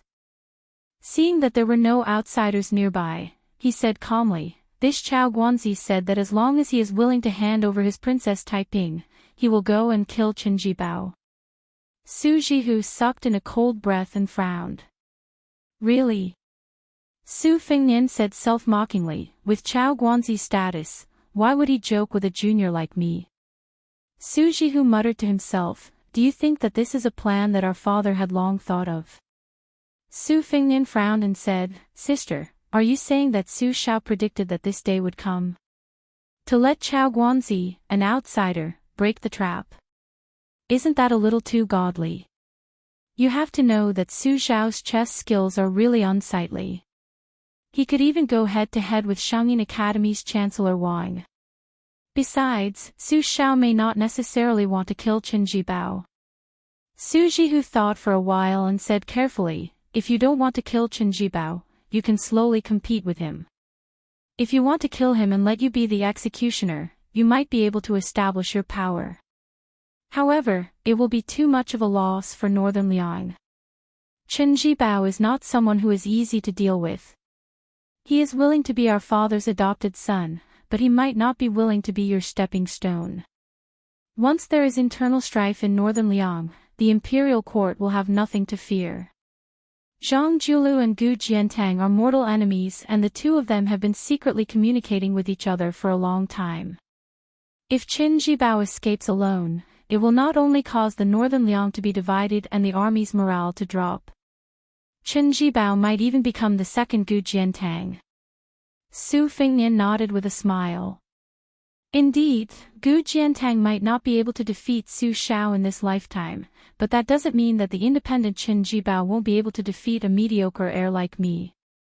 It seems Chao Guanzi's intervention is most in line with Beiliang's long-term interests. Su Shao either had the guidance of an expert like Li Yishan, or it was purely a brainless and unreasonable move, and he was hit by a stroke of luck. Su Jihu asked softly, Fengnian, are you planning to let him go?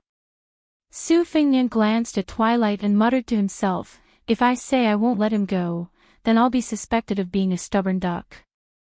Anyone can recklessly oppose Chao Changqing.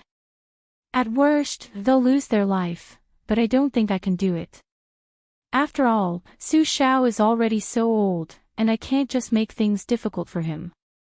Moreover, my personal relationship with Chao Changqing has definitely crossed the bottom line of that person in the capital. Even Su Shao can't say he can't take it all. This time, Chao Changqing has really hit me where it hurts. He's certain that I'm not the ignorant and fearless heir of His Royal Highness. Add to that the huge bait he threw out to kill Bai. I'm guessing he's secretly rejoicing right now. Su Jihu asked softly, do you like that lass a lot? Su Fengnian made a silly face and said with a laugh, how can I not like her? I've been looking at her for so many years, and she's only getting prettier as she grows. I never get tired of looking at her, so of course I like her. Su Jihu sighed. Do you only like her? Su Fengnian was startled. This wasn't a question at all, but it seemed he had never given it much thought.